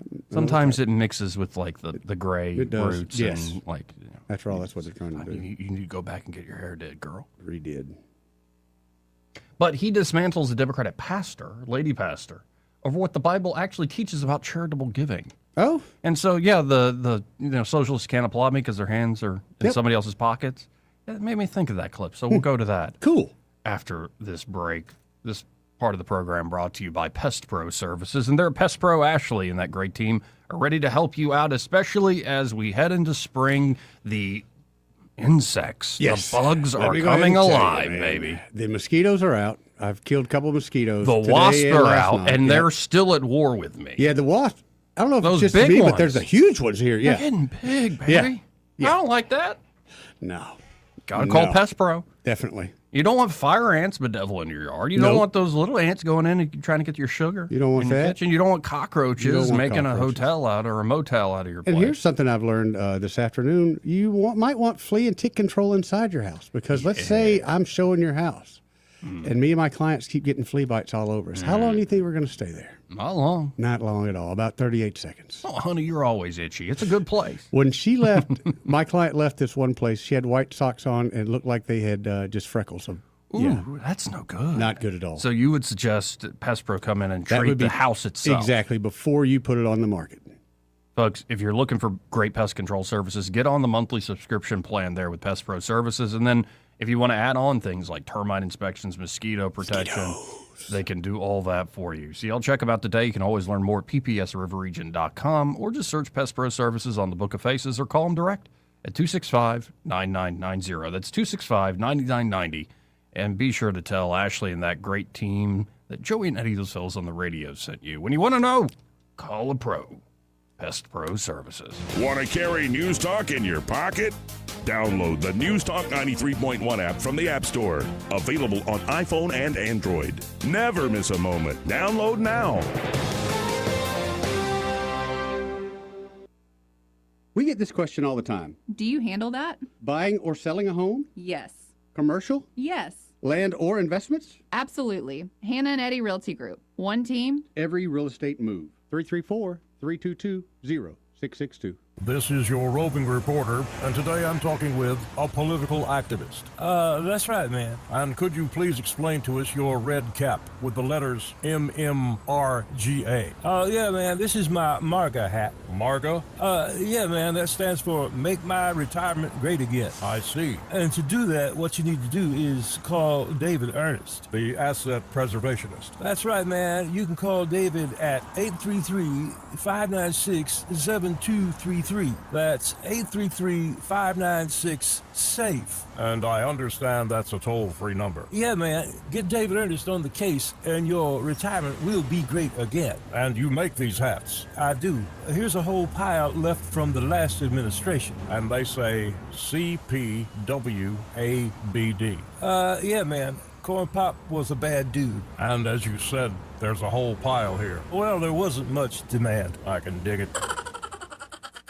Attention Montgomery business owners. Want more customers without guessing how to reach them? Blue Water Broadcasting isn't just radio. We're your full-service digital marketing partner. From smart social media campaigns to targeted display ads to SEO that actually works. We help your business get seen by the right people at the right time. Whether you're a local shop, a growing brand, or an established company, our team can build a custom strategy that drives real results on air and online. Ready to grow? Call Blue Water Broadcasting today or visit bluewaterbroadcasting.com. Blue Water Broadcasting, your audience is waiting. This hour of news and views is brought to you by our good friends at Alabama Home Mortgage. Alabama Home Mortgage, 567-4223. Visit them on the web at myalabamahomemortgage.com. NMLS number 1586368, an equal housing lender.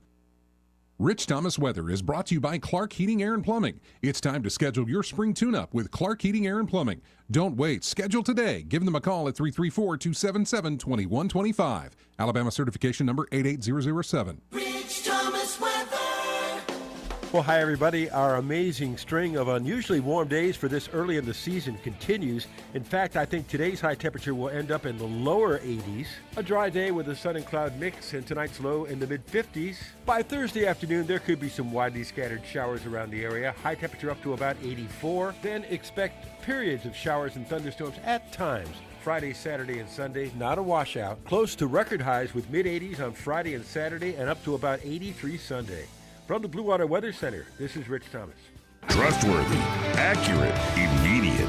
Carrying your voice across the river region. News Talk 93.1 FM WACV.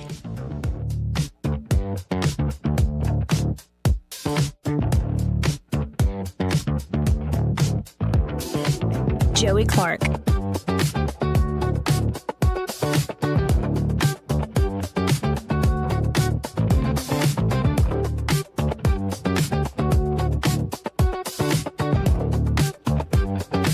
Welcome back. So let's go to this fella. This is a guy named Representative Michael Cloud. He is a Republican from Texas's 27th district. Corpus Christi area. By the way, did you see that demon, James Talarico? Talarico! He's going to be the Dems nominee, and all the replays of his greatest hits of his twisted biblical lessons. Oh, they're all over the internet now. Is that right? Oh, and it goes deep. I mean, the one that's the most astounding is literally going to the Annunciation of Mary and using that as a justification for abortion. All right. Crazy Let me stuff. ask you, though. Like, what in the world is going on in Texas? I'm hoping that we pick someone picked the lesser of two evils, but no doubt about it. It's evil. I would have voted for Jasmine You Crockett would've gone over with that. Crockett? Yeah, Yeah. because I see what Jasmine's doing, and it's like, whatever. Well, But that guy, stand it. I'm like, You think he's serious? Yes, I want to demonic. throw holy water on him. Yeah.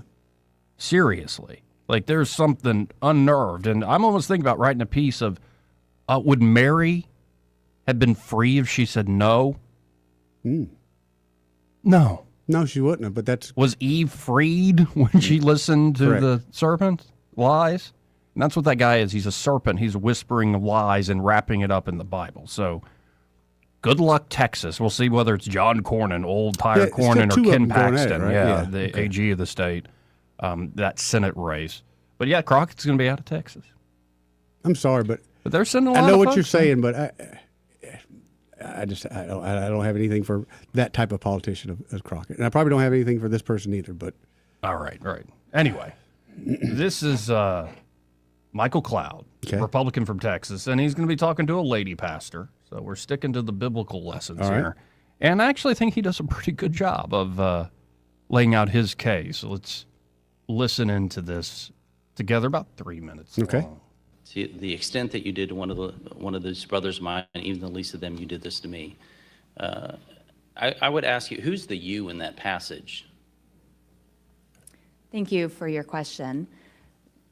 You, meaning all of us, the followers of Christ.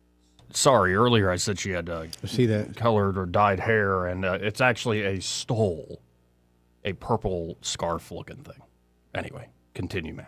Followers of Christ, right? In Matthew 24:3, it says, after Jesus was sitting on the Mountain of Olives and the disciples came to him privately, and then they asked him, that began this whole chapter. Now, what Christ didn't say was to lobby your government. He said, if you have, you give. That's the general biblical principle here. 2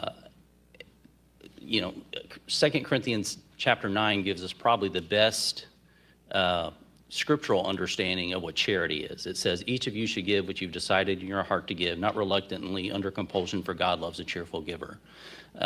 Would you say that taxes are under compulsion? Or paid reluctantly, for that matter? Taxes are not my area of expertise, but But are they given under compulsion? Do you pay your taxes? as a U.S. citizen, I pay my taxes. Yes, we all because do.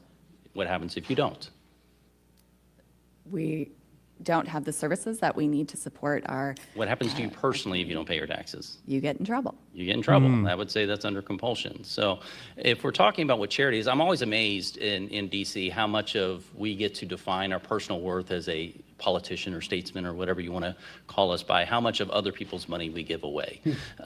And so there's certainly a place for a social safety net potentially, but the idea that Matthew 25 is kind of used as a blanket statement. As a matter of fact, the parable that it gives right before that scripture that you go into is the parable of the talents, where you see someone, a business owner, go away and he leaves 3 employees in charge and he gives them each a bit of investment. And 2 of them turn their investment into a profit, and one that turns it not into a profit, he does nothing with it, just sits on it.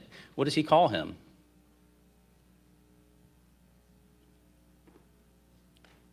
You're a pastor, right? Yes, I am, sir. I don't have. He calls him a wicked and a lazy servant. And so, scripturally speaking, God expects us to do something with what he's given us. Now, Romans 13 talks about the purpose of government. Scripture is replete with, there's different institutions that each have a different thing. The primary job of raising our kids and taking care of our families and the institution of the family. The government has a different one. It says, for the one in the authority is God's servant for your good. But if you do wrong, be afraid. For the rulers do not bear the sword for no reason. They are God's servants to bring agent of wrath on the wrongdoer. Would you say that someone who commits fraud is doing wrong? We all are against fraud. Right. Is fraud theft? Would you agree that that's theft? Yes.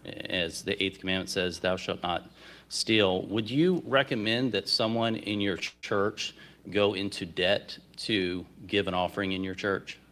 No. Okay, so we have a massive program of fraud that's being paid for by taxpayers, and it's not really us paying it, it's really our kids and our grandkids that are paying it.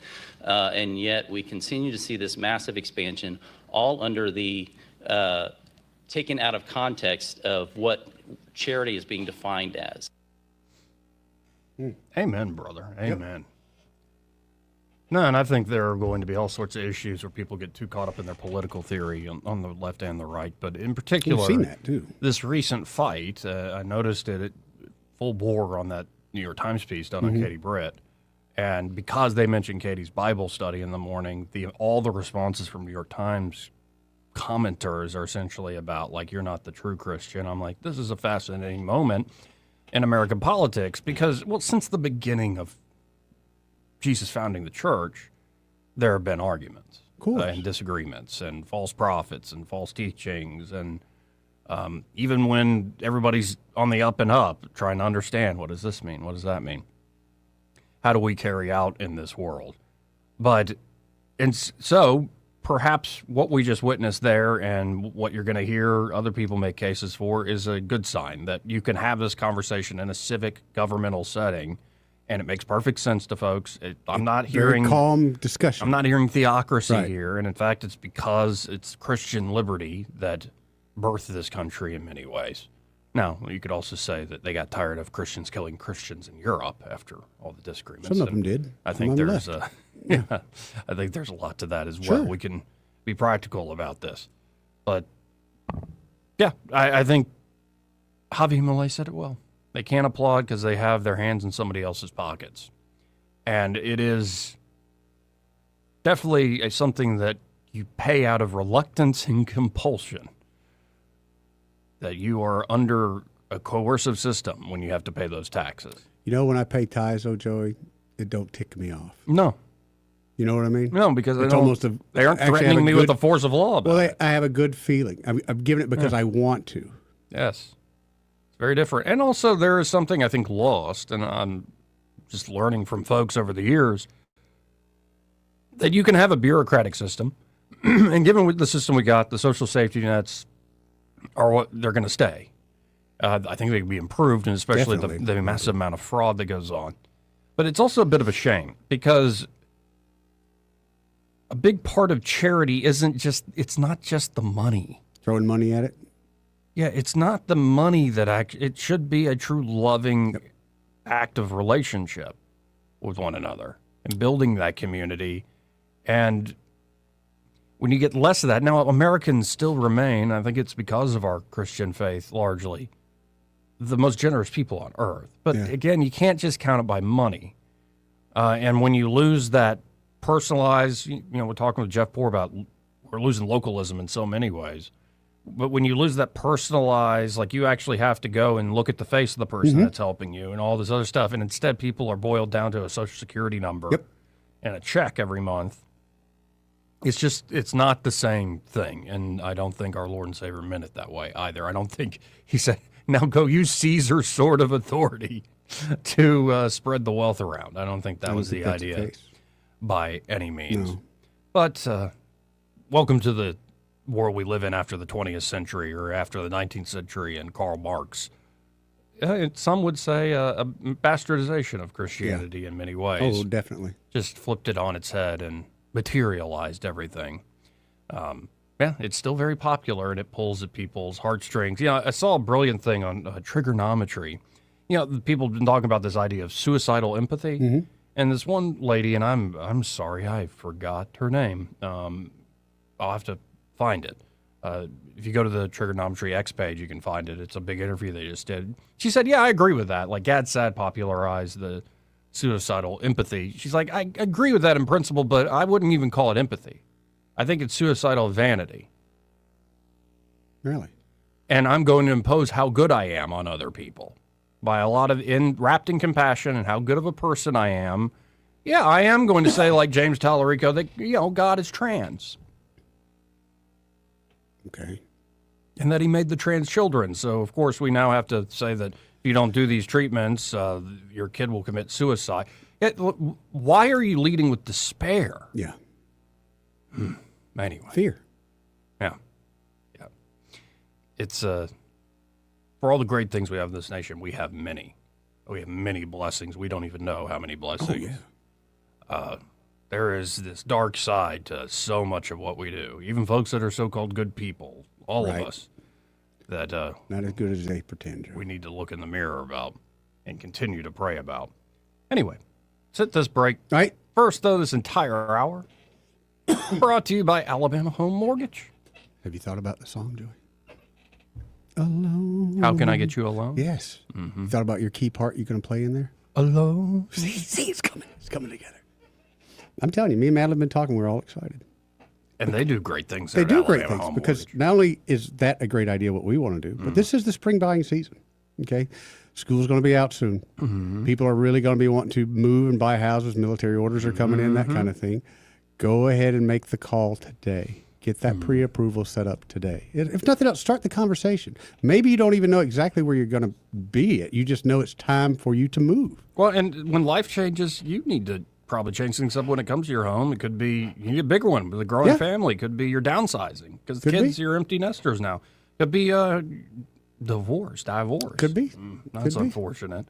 And so if your life is changing, if the season is upon us where this is the time to strike, don't waste your time with like online mortgage calculators. Good luck. Don't waste your time with these 1-800 lenders, these flashy mailers. Not worth the heartbreak. Don't just sit there on the sidelines and speculate, like, what, can I buy or not?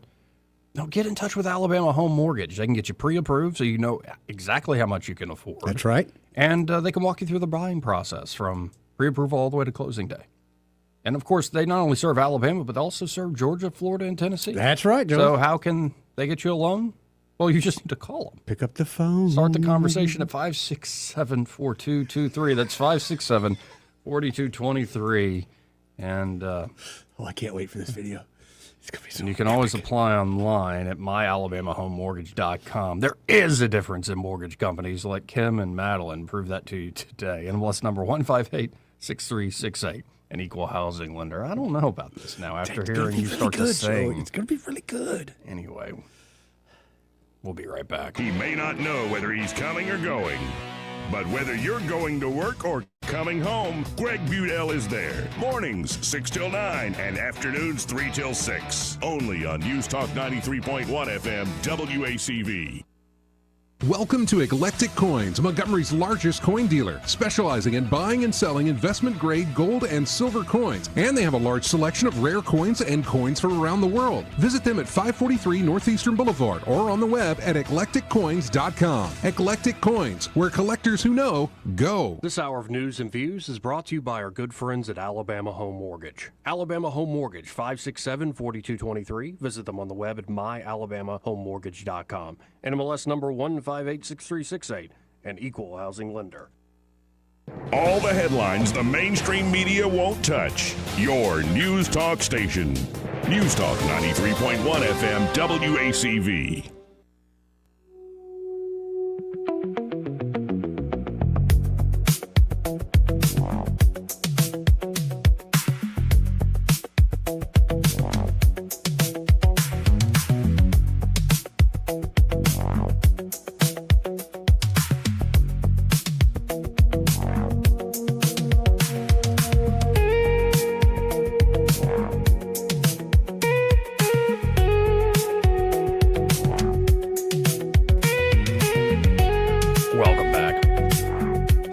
Papa B, I apologize.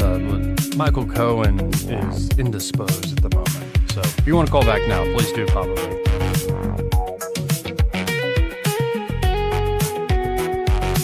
That horn section. A little Seinfeld-y. Kind of like it. But Cohen's Electronics and Appliances. Yes, Joey. They got it all over there, man. They do. Let's say you're building a house, Joey, and you hadn't even made it to the kitchen part yet, but you finally do. You realize, hey, I got to have appliances. You can take your blueprints right over there to Michael. Yeah, build out a whole kitchen. Right there.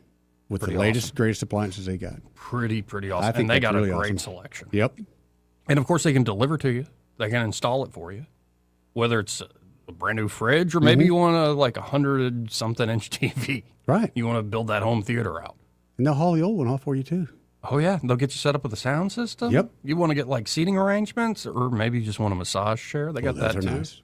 And, of course, as it warms up, more and more folks are going to be grilling outside. Man, I cannot wait to and get the grilling going. going. All sorts of options when it comes to grills. Okay, you correct me if I'm wrong, but they sell a grill over there that in the heat of the summer, once I put the meat on there, Joey, I can just kind of watch things from my phone. A Traeger, yeah. Is that right? Yeah. I don't have to go out there every couple of hours and check the grill and sweat my butt off and you all that might, stuff? but you can keep the temperature pretty consistent. I like that. A lazy man's way of cooking, but it's also going to come out right every time. It's a tasty way of cooking. Real tasty. Yeah. I haven't joined my brother and my father yet in that regard. They both have Traegers. Dude, you have Traeger envy. A little bit, I admit it. But, of course, great products there at Cohen's. It's the service, though, that puts them over the top. They're not going to be beat on price, but they will, the service after the sale, the installations, and heck, something goes wrong, maybe a few years down the line, they'll pick up the phone still, talk to you. And like you did with Michael Jackson, he'll come when he installs that TV, he's going to program it. He's going to make sure you know what's happening before he leaves. So y'all check out Cohen's today. You can always shop online at thinkcohens.com. But I really encourage you to stop by the Boulevard, 2515 Eastern Boulevard here in Montgomery. Open 9 to 6 Monday through Friday, 9 to 4 on Saturdays. And be sure to find Michael or one of the great team members. Be like, hey, I heard Joey Clark and Eddie Bader, those idiots on the radio. You'll know who you're talking about. Yeah, they sent us. Oh, no, we know that. We know those guys. Yeah, we know those guys. That kid ain't right. Something wrong he with him. seems to have gotten right with the Lord, but he still ain't right. I'm like, well. Trying, though. I'm trying. That's right. I'm trying. Anyway, we got a whole other hour. Oh, that's right. So, if you want to call in, 334-272-9228. That's 334-272-9228. We'll be right back and, got plenty more to get to. Oh, yeah.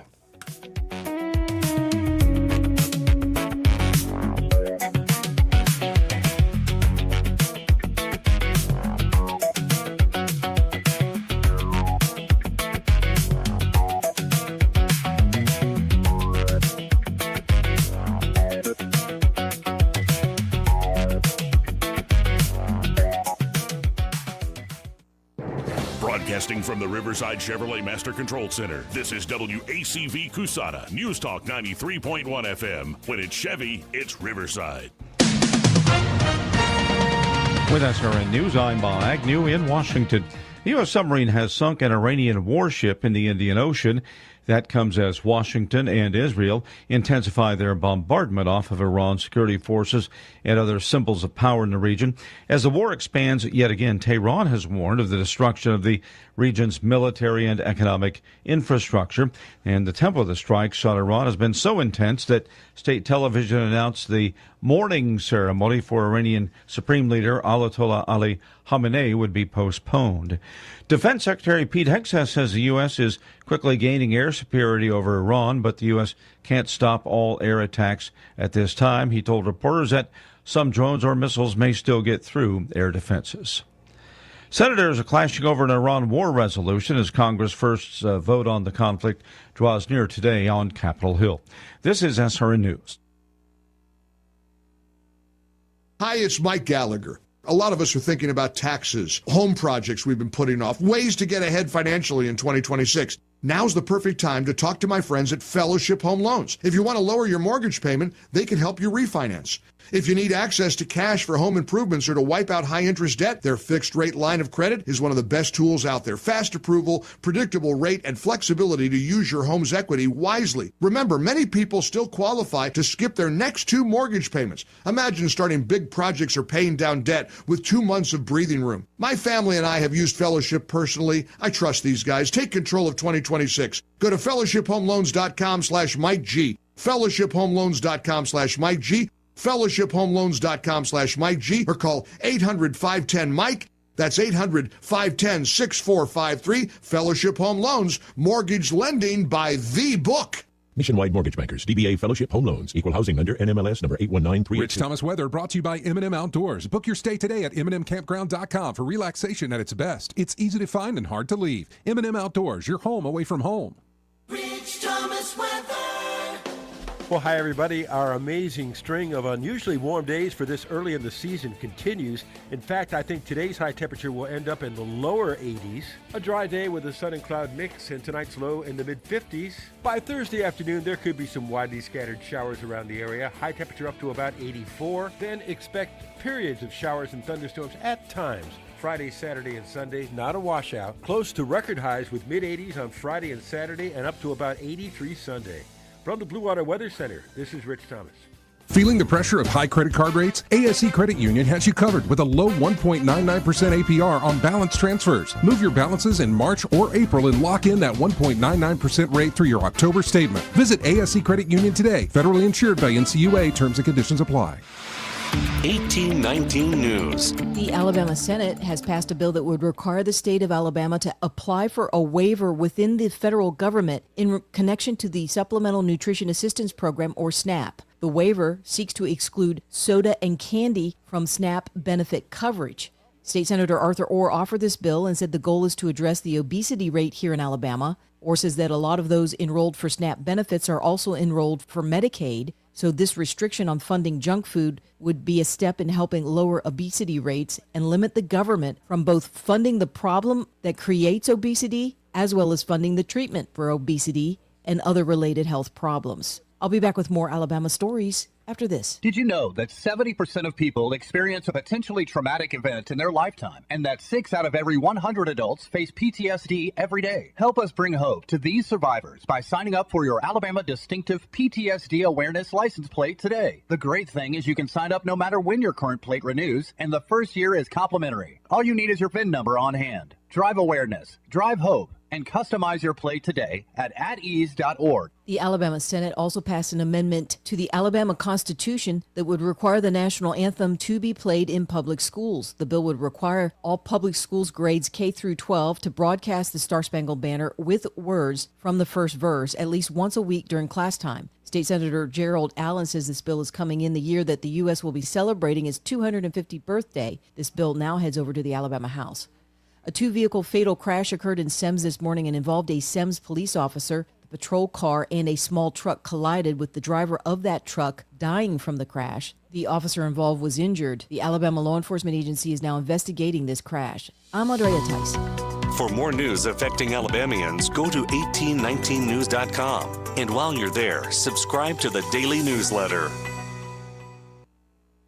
This hour of News and Views is brought to you by our good friends at Cole Plumbing, 279-8919. Cole Plumbing is number 1 in the number 2 business. You don't have to dig a hole. They have proprietary pipelining technology. Ask them about their tankless water heaters. Remember, when you have trouble with your bowl, call on Cole. Hey, can you blow up some balloons for Jack's party? I can't. I'm so congested. You need Sinex Saline from Vicks. Sinex Saline Nasal Spray? Yeah, just Sinex. Breathe.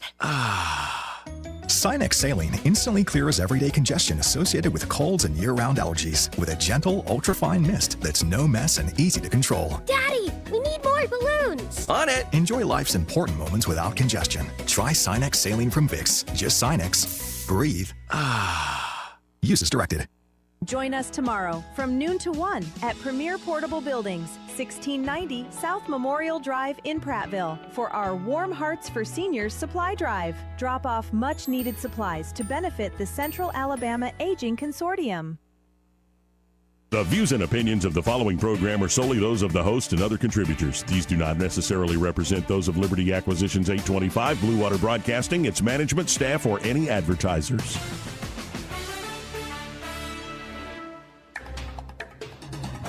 It's time for Montgomery's conversational radio show. It's News and Views on News Talk 93.1 FM. To join the conversation, call 272-9228.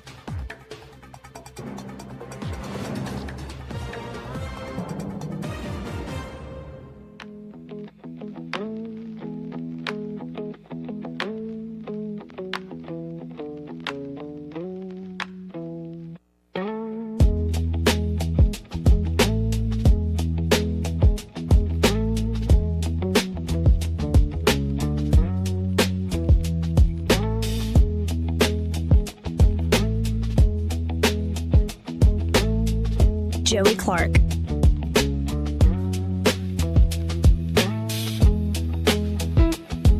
Welcome back.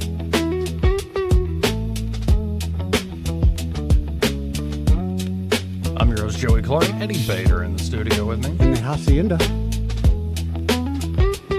Senate votes on Trump's war powers in Iran. How do you think that's going to go, Joey? I think they're going to be like, it's cool. Think it's going to be a little bit split, though? Yeah. Hey, where's Fetterman going to vote? That's my question. I bet you Fetterman votes with the Republicans. I think he does, too. Mm-hmm. I think he does, And then too. Susan Collins is going to be like, I don't know. Her and if I could. Mikowski, man, both of them, let them get on a plane together. Anyway, let's go to Papa B. Hey, Papa B, how you doing? Hey. I'm doing good. I'm glad you brought this subject up. This is a good one about, the taxing and all the social programs and everything, because in so many ways in this country, we've got to come to terms with this problem. It's a real problem.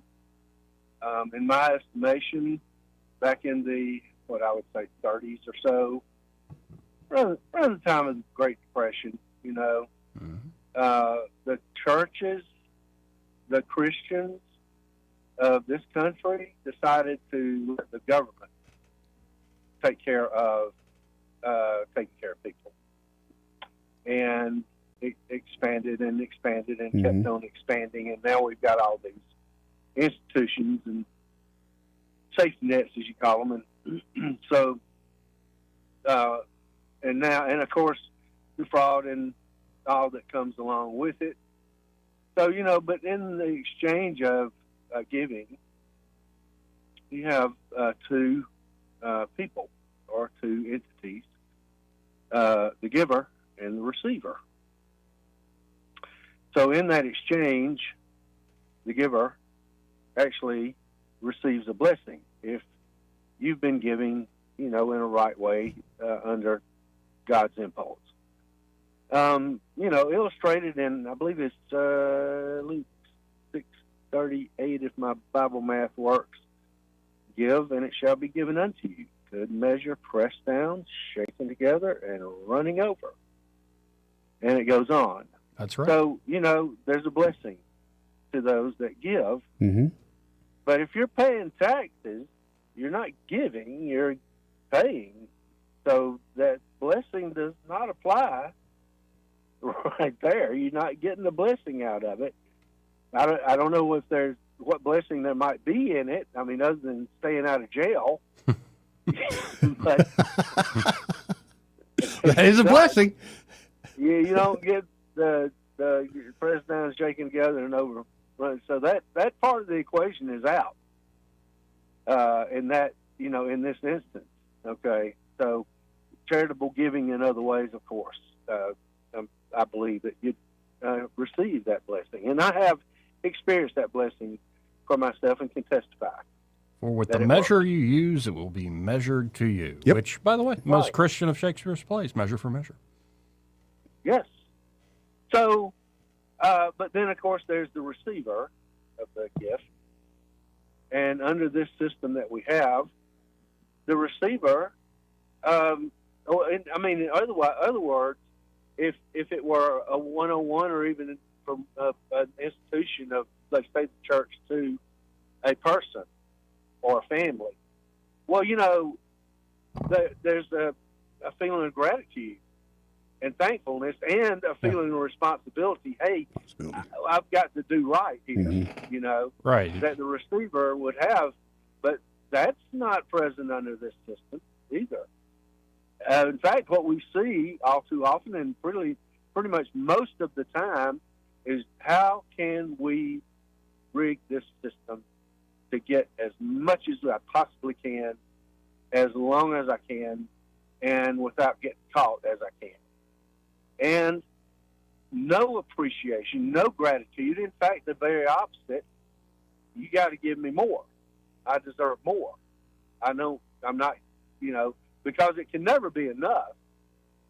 You simply can't meet every human need. If you did, well, we'd be more bankrupt than we are now in a hurry, and the whole system would break down. So, in spite of the Democrats' desire to take away every human need, want, and desire, which basically, by the way, is the engine of any economy, it can't be done. And so you basically just ruined God's system here. I mean, the Lord has a system, and we've chosen just to kind of thumb our nose at that and go our own way. Yeah, Leviticus 19:15, do not pervert justice, do not show partiality to the poor or favoritism to the great, but judge your neighbor fairly. And at this Lent, I've been listening to a lot of Fulton Sheen. He did a whole series, and he's written many books on it, but he's done a whole series of radio monologues. I guess it must have been the middle of World War II during the Catholic Hour with the Right Reverend and all very old school radio stuff.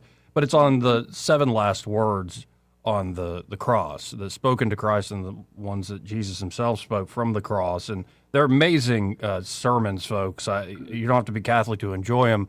But let me say a very Catholic thing, because I think it's just a great line, where he's talking about modern folks who just for existing feel entitled to stuff and all this stuff. He goes, you would deny that the mother of God was not immaculately conceived, yet you all think all yourselves were immaculately conceived. Isn't that the gospel jubilee? I'm telling you what, he's been preaching on that one. But let's go one step further. Okay, all these folks that they want to use their taxing authority to support people and meet their needs and wants and desires. Well, you know what?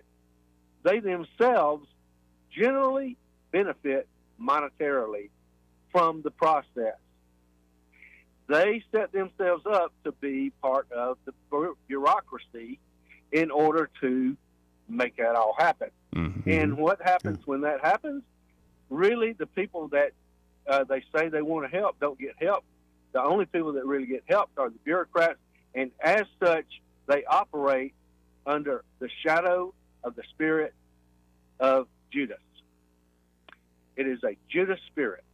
It is a horrible, horrible evil, but that's exactly what they do, because Judas, as you know, kept all the money. Yep.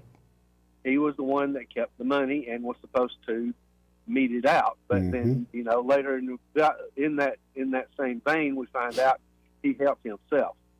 Got his hand in the poor bag and the money bag. Yep. Exactly. Yes, exactly what happens. So this system that we have it's just bad, man. It's really bad. It's corrupt. It really can't be fixed because of nature, human nature. I mean, I don't doubt that, we're going to be stuck with some sort of way to help people out. Who can be against people being helped out? Fed, clothed, shelter for the most needy. But that's not what happens. And something sooner or later has got to be ratcheted down. That's the reason we're broke. It's the reason we're broke in this country. It's the reason we have $34 trillion in debt is because fraud upon fraud upon fraud. In fact, I can tell you this, Joey. I know more than my share of people that have claimed disability. Oh, my back hurts. Oh, my leg hurts. Oh, my whatever hurts. And they get on that dime, but then they turn around and they work for cash on the side. Oh, yeah. Oh, yeah. It's just rotten to the core. The education system operates in that same fashion. But anyway, I digress. So I think I've made my point today, gentlemen. I'm wrapping up my soapbox and I'm packing it on my pack and I'm heading back to the house. Well, it was a good one today. I appreciate it, Papa. All right, thanks a lot. Bye. 272-9228. That's 334-272-9228. And, I think we'll be all right. And it's not like, you got to get rid of, every system under the sun all of a sudden. Because I do have a heart for folks, especially folks that are relying on it and generally in need. But when you see, $19 billion in fraud in just Minnesota, not to mention what's going on, don't even bring up, I think illegal aliens taking some of this is a big problem. But you don't have to bring that up. Think of all the just overseas fraud where somebody signs up they're the amount of money receiving these benefits money that goes overseas, just out the door. They just busted 2 more judges in Minnesota. I mean, the fraud is it's with these 2 judges alone, it's over $1.3 billion in fraud between these 2 judges. They're judges. Yeah.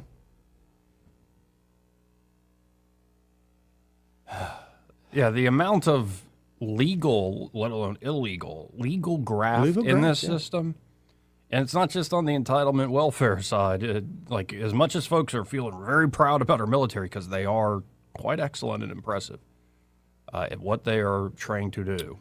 No doubt about that. But the amount of also, go talk to people in the military. Well, they'll tell you. About it, again, it doesn't have to be outright illegal. It's just the amount of legal graft that goes on with these systems where, and it makes a lot of sense. When you have this trough worth trillions of dollars and they're just giving away money, right. There are going to be plenty of people to put their hand in the poor. You see the waste, so yeah. What a mess. I just wish it were the other way around. I wish that you could call out the waste and actually get awarded for it, but that doesn't happen. Now, apparently Trump is speaking live. I wonder if I can find this real quick. I know he's speaking about strikes. Yeah, as they ramp up the strikes there in Iran. Let's see here. Let's go to the White House. I think we have this, folks. Yeah, we have it live here. Let's go right to this. He said.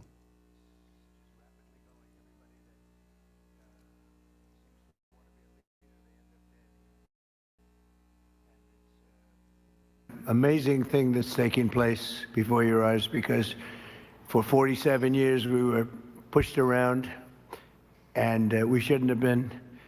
And I think I can say, and you see it as well as I do, you see the tremendous progress that's being made. Their missiles are being wiped out rapidly. Their launchers are being wiped out. They're attacking their neighbors. They're attacking their, in some cases, allies, or not so long ago allies. And, you know, it's really a nation that was out of control, and they would have used it on us if we let them, if we waited any longer. A big factor was Soleimani, the killing of Soleimani in my first term. And maybe the biggest factor was the rebuilding of the military in my first term. And then the B-2s hit the, and I use the word obliterate because it really was, it was a complete obliteration of their nuclear potential. And that set them back very, very seriously. If we didn't hit within 2 weeks, they would have had a nuclear weapon. If we didn't do the B-2 attack a number of months ago, they would have a nuclear weapon. And when crazy people have nuclear weapons, bad things happen. So we're in very good shape now. I want to let you know that, and we will continue forward.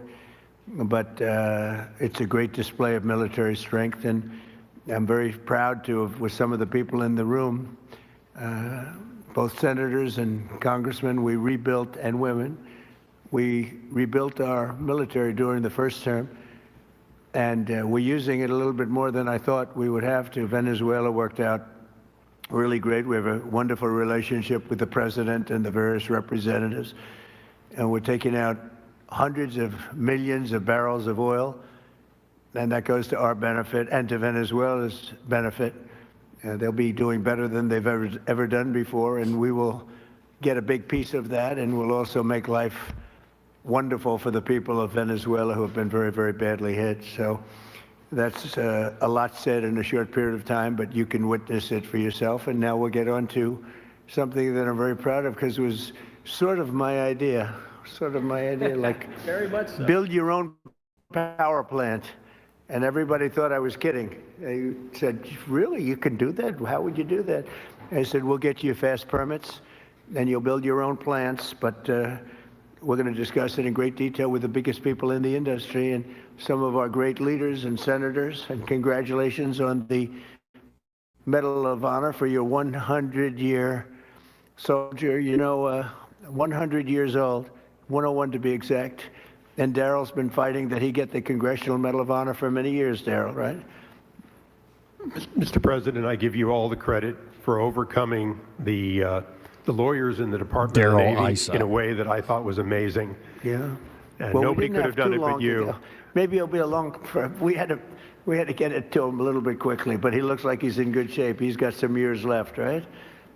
He's planning to come back here for your next Medal of Honor ceremony, and he's also going to be the star at Tailhook this summer if you want to come to Reno. Well, I congratulate you for that success. That was amazing. He didn't stop. I've known him a long time. He never stops. So congratulations. It's very nice.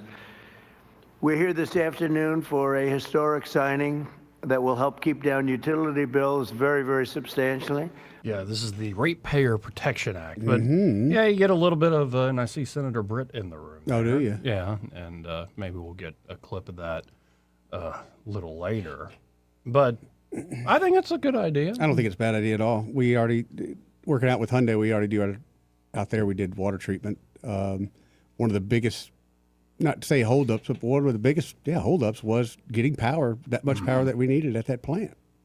Exactly. So right. I think if that opportunity had been there then, they would have their own power stations. And I think part of this executive order will also be to that the basic end consumer must be protected. Like if you can't build your own power plant, then you need to subsidize back to the grid so you keep down the cost for the everyday residential person, for instance. Which I know there's already special deals for commercial entities. There are, but there's a lot of there's a lot of theory out there, Joey, that when it comes to places like Hyundai's and big factories, they just throw a number at them and hope they pay the bill. Yeah, I can see how that might be. I mean, by the way, did you see? This is a story at 1819 News. Alabama Power's top lobbyist, R.B. Walker, resigns after the PSC appointment bill dies. No, not I'm going to put that on RB. Somebody had to take the fall. Yeah, but RB didn't. RB was doing the best he could. Hey, you think he's going to be okay? I think he's going to be okay. I think with that walking paperwork come a pretty thick envelope of cash. Mm-hmm. Yeah, we get started on Alabama Power. I'll get my power cut. But R.B. Walker's resignation comes a couple weeks after a phone call between Walker and John Dodd, an Energy Alabama policy manager, was leaked to multiple media outlets. The phone call largely centered on legislation pushed by Alabama Power and other allies to transition the Public Service Commission from elected commissioners to appointed commissioners. The PSC is a 3-member elected state regulatory agency, of course, that regulates utility companies. The PSC bill, appointment bill, stalled in the House and never caught traction in the Senate. Senator Pro Tem Garland Gudger told reporters last week there was no scenario in which the bill could pass this session. And Alabama Power didn't have anything to say about it. Put that on RB. He was just having a conversation. He was just doing his...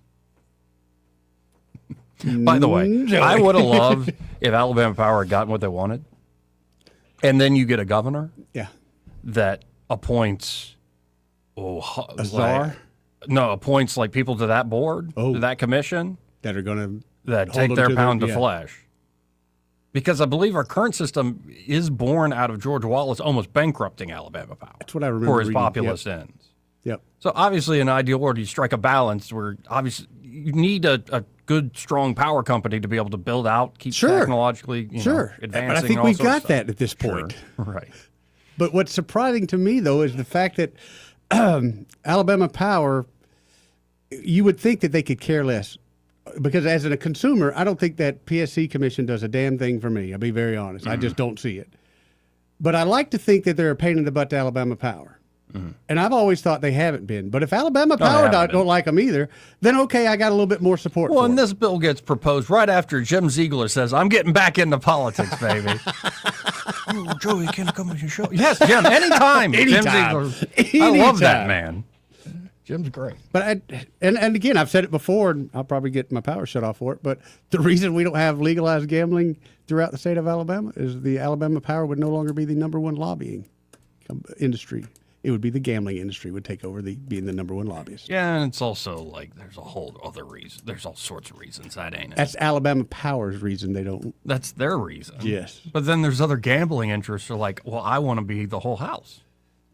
Yeah, and so you have gambling interests fighting gambling interests. Right. Yeah, it's just. While the Indians are going, come on. Right. Come on. It's a whole thing. Hey, by the way, that'd be a steak place we need to go check out, too. I've never been there. I haven't, but I've talked to 3 people, and they have swore to me that's some of the best steaks they've ever had in the state of Alabama. I've forgotten all about it, too. And I've never played a single slot machine. No, we can walk by there right to the restaurant. You got to play nothing.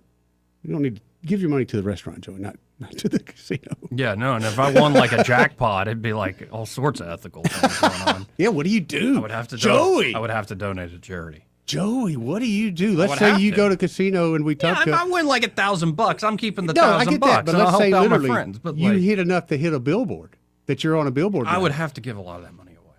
And I would happily do it. Of course you would. Because it would feel weird. It would feel like I was being bought. How about you pick a good cause here? Have you not met me? I'm a hell of a cause. Good cause. I said good cause. Not a fallen and broken one that keeps on trucking. I'm a good cause. He's the big engine. My mama said I'm a good cause. That could. That's what he tells himself, folks, when he's just going from job to job. That's I right. think I can. I think I can. Yep. I think I can. So, real quick, I mentioned this earlier. Yeah.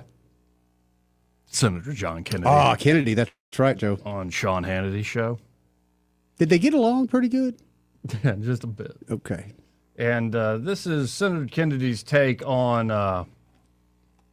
the whole killing of the Ayatollah, the whole Iran thing. But it starts off with kind of a bang here. Like, here, just wait for a second, so you can hear this. This is, well, just listen in. All right. Sean, Sean, in the words of Congresswoman Omar, I love you like a brother. And I want you to understand, I'm not trying to dodge your question. I just want to answer it in a little different way. I don't hate anyone, but I will shed no tears for the Ayatollah Khomeini. He won the coin toss, and he elected to receive. And boy, did he receive. May he rest in pieces. He died with the blood of millions of people under his fingernails. Man, I think he told us how he I think he did. That opening line I did not expect. That was good. I love you like a brother. You want to get married? Let's go to line one. See who this is. You're on there. Who's this? Hey, this is Sam. I'm calling from Pike County. Hey, What up, Sammy? You know, when Kennedy called, I forget who it was. He called someone a moron here recently, and he said he had them all confused because they knew they'd never been to Utah. And the man is, his wit is fantastic. Oh, he's hilarious, dude. Yeah. Oh, yeah. And quite a scholar, constitutional scholar. Like it, that's, you know what? It's just great. It is. It's enviable.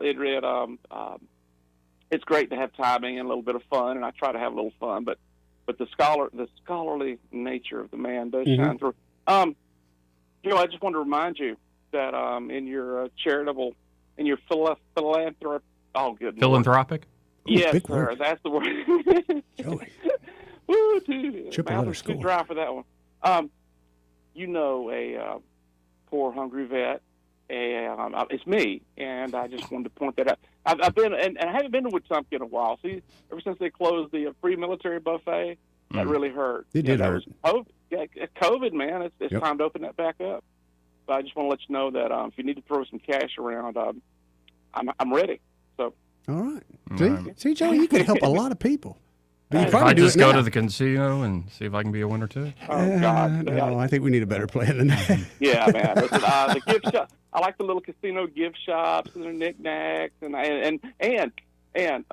I've never tried fire, but everyone I know that did, they said that's a fantastic steakhouse. That's what I've heard, man, which surprised me. And a friend of mine, he does travel all over the state, and he swears it's one of the best test steak for me places is there. like, can it be better than what I can make at home? Yeah, like I said, my mom's folks are up that way. There's, we got a lot of connections with Tom Good. Yeah. I just hadn't been in a while, but Good little town. Got a good. Lots of Mexican restaurants. Oh man! Well, I think we have 8 Troy, now. Yeah, I think Troy, we've got 5 main and a couple outlaw Mexican restaurants. But it's all good. Yeah, I mean, I eat at every one of them. Oh God, I gotta. And if one of them closed, I'd be heartbroken. I know you got to go to someplace shady once in a while. Oh yeah. I'm gonna hang on to that story for later. But listen, I remembered what I was trying to tell you though about the Chinese and Chinese radar. Yeah. One thing I've been watching on YouTube a little bit. There was a lot of support in Iran. Excuse me. Like it was in Venezuela. There's a lot of Chinese trying to get out of the country, and you can see that, and the roads blocked and whatnot. And Cuba, they had the Russian connection, but still, it'll be interesting to see. Well, Russia sent them a shipment of crude oil last week. Yeah. Sent them a ship. I worry about the technology. The Chinese radar was a blessing. There's no telling what they had, Iraq, there's no telling what they paid China for that. It didn't work. Anyway. All right, Sammy. Yeah, man, that's all I got. Thank y'all. Appreciate that. See you, Sammy. And I will consider his cause. You should. You should. We got to hit a break. Let's do it. We'll be right back. Want to carry News Talk in your pocket? Download the News Talk 93.1 app from the App Store. Available on iPhone and Android. Never miss a moment. Download now.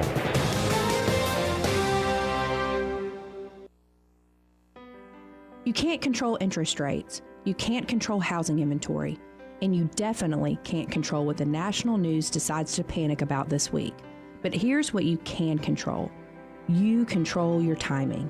You decide when it's the right time to buy, when it makes sense to refinance, and when to tap into your equity to renovate, invest, or consolidate debt and free up monthly cash flow. Real estate decisions aren't one size fits all, and they shouldn't be driven by headlines or social media noise. They should be based on your goals, your finances, and your life. The smartest moves happen when you focus on what you can control and work with someone who helps you see the full picture. Give us a call at Alabama Home Mortgage today at 334-567-4223 or visit us online at myalabamahomemortgage.com. That's Alabama Home Mortgage, because there is a difference in mortgage companies. NMLS 1586368, Equal Housing Lender. What's your biggest investment? More than likely, it's your home. So treat it that way when you hire a painting contractor. With PBS Painting, there are no gimmicks, no $99 specials. Just quality painting and someone who treats your home with the same respect that you do. At PBS Painting, we have been painting for years and look forward to many more years to come. With PBS Painting, the job gets prepped properly, whether it's cleaning, scraping, or priming. We always use quality products, which is a must for a quality paint job. So if you're looking for a painter that doesn't need upfront money and is on the job at all times, then please give me a call. Scott Bowers and PBS Painting, 294-5122. That's PBS Painting, 294-5122. Look at some of our work on Facebook at PBS Painting Montgomery. For too long, Alabama's statewide news companies have shamed us for our conservative Christian values. Alabama deserves a news company that cherishes our culture, a company that isn't bought and paid for by the powers that be. 1819 News is that company. Run by Alabamians for Alabamians, 1819 News celebrates what is good and beautiful about our state, while exposing those who work against our values in secret. Just go to 1819news.com to learn more. Subscribe to our newsletter. That's 1819news.com. This hour of News and Views is brought to you by our good friends at Cole Plumbing, 279-8919. Cole Plumbing is number one in the number two business. You don't have to dig a hole. They have proprietary pipelining technology. Ask them about their tankless water heaters. Remember, when you have trouble with your bowl, call on Cole. This is your roving reporter. Today I'm talking with a man from outer space. What's up, Earthling? I see you've landed your spacecraft over there in that field. That's right, man. My question is, why have you landed here on our planet? I came to see David Ernest. The asset preservationist? Yeah, man. I wanted to see if he would take a look at my portfolio for me. Well, before you make the trip over there, call him on his toll-free number, 833-596-7233. And I understand those last 4 digits spell out the word safe. That is correct. Funny thing happened the last time I came to Earth. What was that? I went to the Walmart, man. Yes? And I accidentally went in the back door. How did that work out? Well, they stopped me and very gently told me that I needed to go around front and come in. And then what did you do? I said, cool, man. Take me to your greeter. You flew millions of miles just for that. Hey, man, I don't ride them. I just read them. Weather, a service of H&H Carpets, where right now, get a load of this, listen close, you get a house full of carpet for $19.95 installed. Unbelievable. They're located at 6450 Atlanta Highway, just across from Walmart. Rich Thomas Weather. Well, hi, everybody. If you have evening plans tonight, I think we stay dry, and the overnight low temperature falls to the mid-50s. Expect another warm day on Thursday with a high temperature up to about 84, maybe some widely scattered showers by Thursday afternoon, then scattered showers and thunderstorms at times Friday, Saturday, and Sunday, not a washout, and we'll be flirting with record highs with mid-80s on Friday and Saturday and 83 on Sunday. From the Blue Water Weather Center, this is Rich Thomas. We get Montgomery talking 24 hours a day. The River Region's most trusted voice. News Talk 93.1 FM WACV.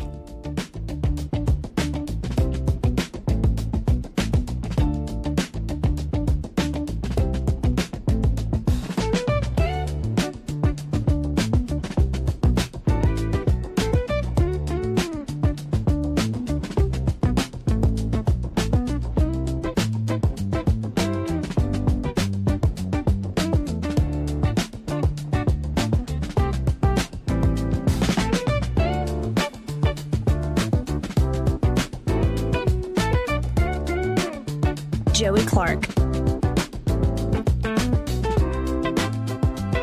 Welcome back.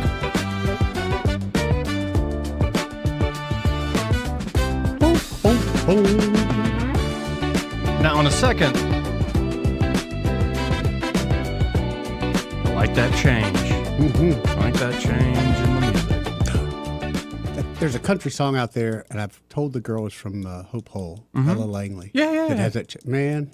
Yeah, that song's got me dancing around the room. She's great.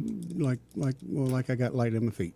Yeah, I love that song. Like you got light on your feet? I got real light on my feet. When that song comes on, it 10 it toes owns going me. up, 10 toes it does, going man. down. It owns me. Now, before we go, change things up, it's been a while since we've done a Dear Abby. Oh, yeah. I'm looking at a couple stories here, like a House committee passes Blue Cross Holding Company bill. What that? Members of the House Financial Services Committee here in the state of Alabama today, on Wednesday, passed legislation allowing Blue Cross and Blue Shield of Alabama to create a holding company. The bill by State Senator Andrew Jones would authorize a healthcare service corporation to reorganize under the ultimate control of a nonprofit holding corporation.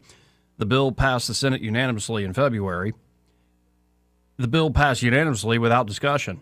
That right A public hearing on the bill was held in committee last week. The Christian Coalition of Alabama opposes the bill and has said the bill will lead to more, quote-unquote, vertical integration in healthcare.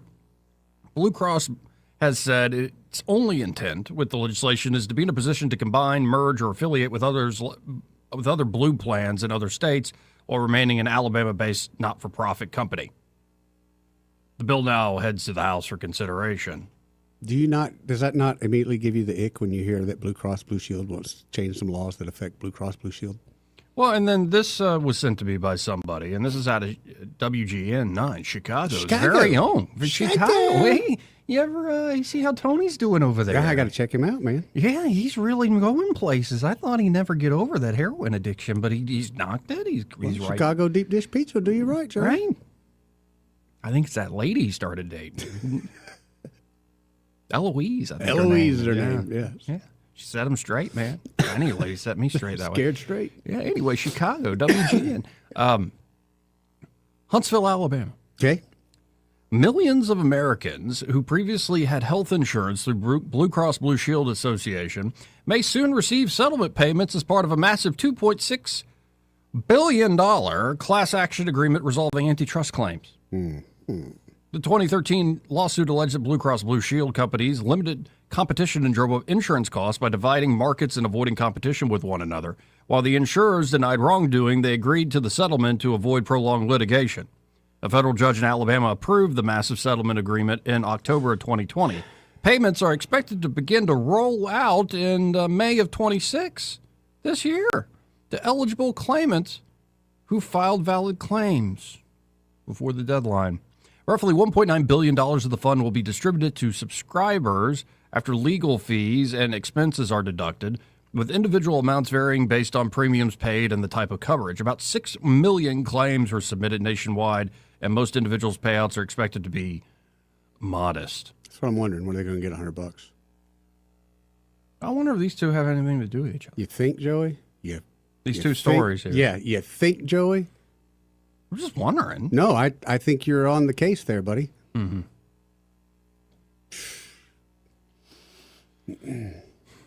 Remember that whole too big to fail? Mm-hmm. Yeah, I'm not down with that program. And what did they so make sure they weren't competing against one another, and the Christian Coalition of Alabama said it would create more vertical integration. But Blue Cross said it would only position them to combine, merge, or affiliate with other blue plans in other states. Interesting. I think they, like Alabama Power, are fighting the court of public opinion, and they're steadily losing. People have been getting screwed for too long. Anyway. How do you have insurance? And this is frustrating. As an older guy, I haven't run across it very much. But when you have insurance, you pay your insurance. Then you get a diagnosis from a doctor that says, hey, you've got X to live. Here's something we can do, but your insurance has to approve it. That's where I have issues, because they're picking dollars over life, and they will do it every damn day. 272-9228. Just wanted to bring that up before we go on to something silly. Like an anarchist. Yeah? Burn it down! Am I getting more status and you're getting more anarchist? So, what is happening to us? I think roles are reversing here, Joey. Anyway. Ready for this Dear Abby? Yeah, I need a palate cleanser. Dear Abby, I have always looked inside a person before casting judgment. It has been 6 years that I've been close friends with my neighbor, Tim. I've always regarded him as a Kramer from Seinfeld. Love those neighbors? I have OCD. I'm a clean freak. I work hard to support myself and my kids. Okay, nobody likes a bragger. Tim is on every government program. He's a hoarder. His dog is filthy. And Tim literally has to leave notes posted in his house to, quote unquote, remind himself to wash his own hands. Tim is politically my opposite. He's narcissistic. And if you disagree with him, he gets crazy, raging with anger. I have remained friendly with him because I feel bad for him. Tim is always asking me to go out to dinner or an event, and I'm always turning him down. He doesn't have much money, so when he needs something, I help out. Lately, though, because I feel like he's taking me for granted, I have been quietly pushing him away. Tim has now become increasingly needy, both emotionally and financially. How can I end the friendship without sending him into a spiral? Well, you're gonna That's send him rough. you're going to send him in spiral. No matter what you do, it sounds like. Okay. You have somebody in your life that you probably don't like, but they're a good person. They're willing to take care of people. So you pass Tim on to them. Easy I peasy. see what you mean. Yeah, easy peasy. Right. Go find somebody that loves to help people and just say, I've got this friend. You introduce him. I got this friend. It's a great guy. I can't do it anymore. My life is so busy. But he needs somebody in his life. Oh, I'm on this kick, though. You know what you do? What? Call The Exorcist. I've been watching a lot of interviews. Like Sean Ryan just did one. Yeah. And like Matt Fradd just did one. And like, call an exorcist. Okay. Is that in the yellow pages? Do you look under exorcist? Yeah, call the Catholic Church and see Okay. if you got an exorcist in the region. They don't have a lot of them. I think there's only like a few dozen. Would they send me one if there's not one in my region? Well, you'd have to apply, like call them, here's my case, here's what I'm thinking, and then they, at their discretion, might come out or not. They might just tell you, hey, you just got psychological problems, or you're just a miserable sinner. Or it could be like, we actually think you got a case here. I don't know. What is it? Possession, obsession, and infestation. Yeah. And so, no, that's like, I'm half joking, but he's a hoarder. Yeah, he's a mental issue, man. His dog is filthy. He literally leaves notes to himself to remind him to wash his own hands. He's narcissistic, and if you disagree with him, he gets crazy, raging with anger. There's a lot of Tims here in Alabama. Yeah. Well, Abby's response to that was, friendship is supposed to be reciprocal. From your description of your relationship with Tim, it has been all take and no give. Because this relationship has been so lopsided, continue refusing his invitations, be less available when he wants to dump his troubles on you, and quit giving him money. Okay. He's your neighbor, so you really need him to become someone else's problem. Because you can do all that, but he's still going to be your problem. Now we have another one. Okay. Dear Abby, I am tormented by an incident that occurred at a time when I did not have the ability to object or permission to invite 3 close college friends for a holiday dinner. My stepmother evidently objected to it. Ooh. A week before the dinner, my stepmother's father began verbally attacking me for inviting my friends, implying that I had been out of line. He said, holidays are for family. I was shocked by his statement because I had been taught from elementary school that people invite others for the holiday to share our gratitude for what we have. Yep. This could include those who have no family or are alone for the holiday. After that holiday, my stepmother told me I would never have friends over again for any holiday. In each of the 25 or so years that have passed, that painful incident comes to mind. Yep. And I wish I had the ability to speak out. What would you suggest should have been the proper answer at the time in this case? Signed, Searching for Closure. You had 2 choices. You could pick a fight, or you could I'm a big subscriber and let them. When people want to do something stupid like that, let them. No, my answer is going to be? What's that? Call The Exorcist. I think my father married a demon.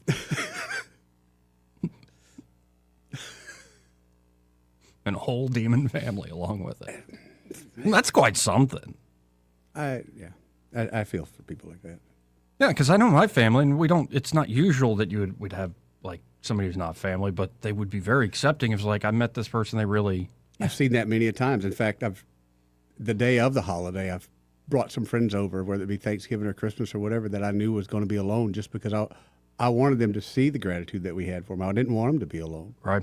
And not all of them were my friends, to be honest. They're just people like, I'm a human. Well, I have a way, actually, a serious way he could, like, say, I'm not coming. I'm going to do my own holiday. Yeah, I mean, I would be done with mom and dad, or as soon as. Yeah. Like, Dad, anytime you want to hang out, we can hang out, but I'm done with you. Yeah. Thank you very much. And there's a lot of sometimes you just got to put your foot down in that regard. I know many of friends that they had to be kids, so they couldn't really say much to their parents, but on their 18th birthday, they probably hadn't talked to their parents since. You could have told your stepmother, says Dear Abby, that sharing holidays with friends was never forbidden before she came along. But now that she rules the roost, you and your friends would be celebrating elsewhere. See? Or you could say, hey, Dad, what kind of man are you that you let somebody come in the house telling you what you going to do in your own house, Daddy? Control your woman! That's never a good round, actually. I'm sorry. That's terrible advice, Eddie. What do you mean? Control your Daddy. Yeah, so we got. You know what this lady just said, Daddy? Daddy. What? I remember a leash when I was growing up. Where's the leash? That's what I'm saying. Daddy, you gonna let this woman control you? That's embarrassing. I'm glad we aren't answering these Dear Abby requests, because every answer I would give is, well, just call The Exorcist. Like, call The Exorcist. Get a GoPro. Right. And you'd be doing like old-timey tropes. Like, hey, see what your woman just said to me? That's how you do it. You let your mama, your stepmama talk to your child like that, Daddy? Oh, no. Somebody just included me in a group text. Oh, I love you. I know how to get out, by the way. You ever want to get out of them. But it's a video, I've seen it before, of Ambassador Mike Huckabee, ambassador to Israel. Yeah. Playing bass with the band Sweet Home Yerushalayim. I don't know. But it's a play on Sweet Home Alabama. And he's just rocking the bass. Jewish band? Mm-hmm. And you got people disagreeing.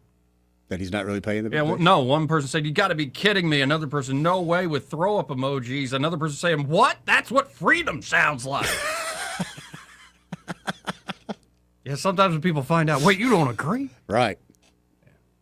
Of all the things Mike Huckabee has said and done, him playing the bass doesn't bother me at all. Oh, no, doesn't bother me at all. But I'm wondering how much pushback and all is he getting from the whole Tucker thing.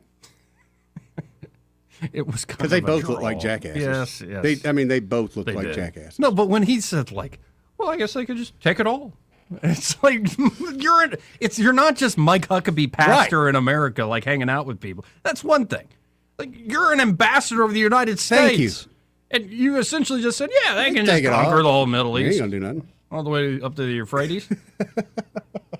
What in the world? And then there's nothing. As, by the way, bombs have been dropping for a while. What are you doing, Mike? Anyway. He's living his best life, I can tell you that. Anyway.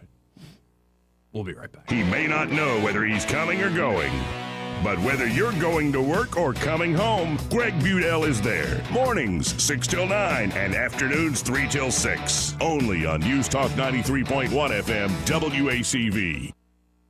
This is Jonathan with Oswalt's Apparel and Footwear in Prattville. With all that's changed in the last decade, I really thought that radio advertising was dead, but I was wrong. We opened our store during the pandemic, and we wouldn't have been near as successful without advertising on Blue Water. Practically every day, someone comes in for the first time and tells us they heard about Oswalt's on the radio. I highly recommend advertising with Blue Water. Our advertisers are our biggest advocates. Call us to find out how radio can increase your bottom line. Blue Water Broadcasting.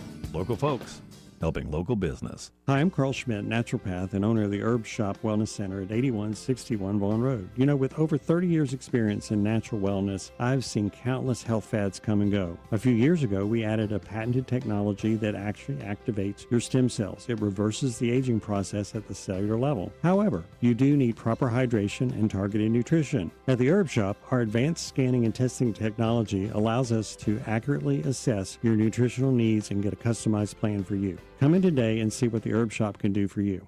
This hour of News and Views is brought to you by our good friends at Cole Plumbing, 279-8919. Cole Plumbing is number one in the number two business. You don't have to dig a hole. They have proprietary pipelining technology. Ask them about their tankless water heaters. Remember, when you have trouble with your bowl, call on Cole.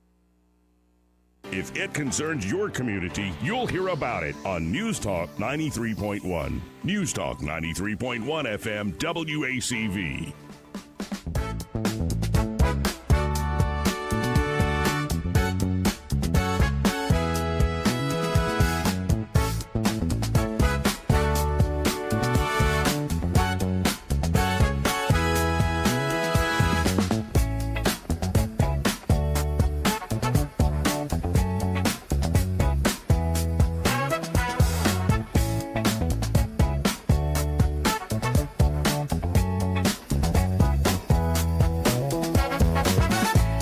Joey Clark.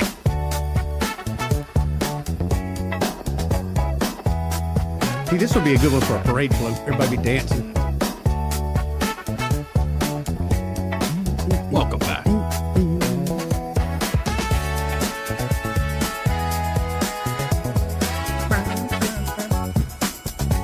Anyway, let's go to the phones and talk to Ray Bowles from Brattville Carpet. Hey, Ray, how you doing? Well, it's been a very interesting day. How about y'all? Oh, pretty good. Pretty good day. So I went to the heart doctor today to get the TCA scan or whatever it is. Yep. They scan your heart, make sure you have no clogging. Because in my world, like Dad's side of the family, the Dad's doing good, and he's got two brothers still alive, but everybody else dies in their 60s from heart attack. On Mama's side of the family, everybody lives to like 99, so I'm not sure where I'm sitting. Oh, yeah, you got to find out where you're falling there, buddy. Yeah, so I went and did that today, and this is the thing you don't say, because I don't like, do you like IVs? Nope. No. And right before she sticks me, you know what she tells me? I'm sorry, but this is the largest IV needle on the market. Oh, good Lord. To make this stuff come into your... Why she got to tell you that? Well, that's what I'm like, did you lie to me? Yeah, just hit me with it and go. It's the littlest one? Yeah, exactly. My next question was, you don't have to do a catheter, do you? Oh, no, sugar. It'll just be a little prick. You know? That's right. She says, why do you ask? Because I said, I'm trying to decide if I'm staying or leaving.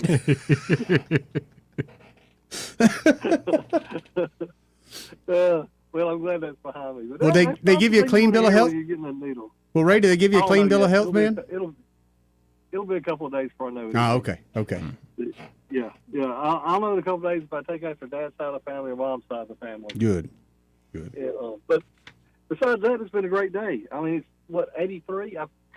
I did write down a fake measurement, told everybody I had to go downtown and measure, so I'm going home and go fishing. Smart man. Smart man. Well done. Yeah. I told them it's going to be a couple hours that I'm in a building, my phone won't work. You're in a government building. There you go. Yeah. That's what I need to start telling them. I'm going down to the courthouse, and they won't let me bring your phone in. That's right. I'm going to start using that one. You got to keep the phone in the truck. Absolutely. Well, if y'all need a floor, call us at 285-8117. Everybody's at the office except for me. Okay. And don't tell them I said anything about fishing on the radio. Is Chad there? Because he gives the best discounts. Chad is there. Okay. Absolutely. Excellent. He's sitting there waiting on the phone to ring right now. Again, folks, that number 285-8117, and be sure to tell him you heard Ray Bowles fishing on the radio. Guys, y'all have a great day. You too, Ray. See you, brother. Sounds like he's fishing. Yeah, I think the man's got a plan. And we learn anything today? Yeah. Oh, you know what we didn't talk about? Dan Crenshaw. Oh, yeah, he lost. Like, big time. Why? Because he's an ass. Thank you. Excuse me, pardon me. No. I think that is an objective thing, not a slur against him. No. Like, he, too many times, in too many settings showed utter contempt. Yep. It's one thing he's mad at Tucker Carlson or Get all whatever, that. but in town hall settings, utter contempt for normal people. Yep. Whenever they'd question him at all. That's right. Just always picking Never a fight, questioning. looking down his nose. It was like, no, you are going to lose and you deserve it. Yeah. It has nothing to do with policy. No, it's you as an Yeah. individual, the jerk that you are. Like, there's definitely something going on there. And Yeah. some good riddance. Me too. I was so glad about that. We're tired of that nonsense. Mm-hmm. Yeah, too big for his britches in many ways. Anyway. And I guess Trump's still talking to the roundtable focused on energy and AI, and Senator Britt is a part of that roundtable apparently. So that's good. You know, she's the one who provided the quote that we have the highest rates in the Southeast. Now, Alabama Power might cite some federal stats and quibble with that. Well, there's an easy way to figure all that out. We can do an audit. Whoa. I don't know about that. I don't know about that. Right. You got to audit stuff. Right. Yeah, all y'all, like, let's audit the Whitewater Park. Let's audit let's audit this. Let's audit that. Let's audit the Fed. But you audit yourself. What is this? Because I will fail the audit. It's like we don't have any time left, and we got 2 people calling in. Probably auditors. Exactly. Mm-hmm. Alabama Power. So y'all talk to Happy Hour and Greg Vidal and Campbell. They're next. Broadcasting from the Riverside Chevrolet Master Control Center, this is WACV Cusana, News Talk 93.1 FM. When it's Chevy, it's Riverside.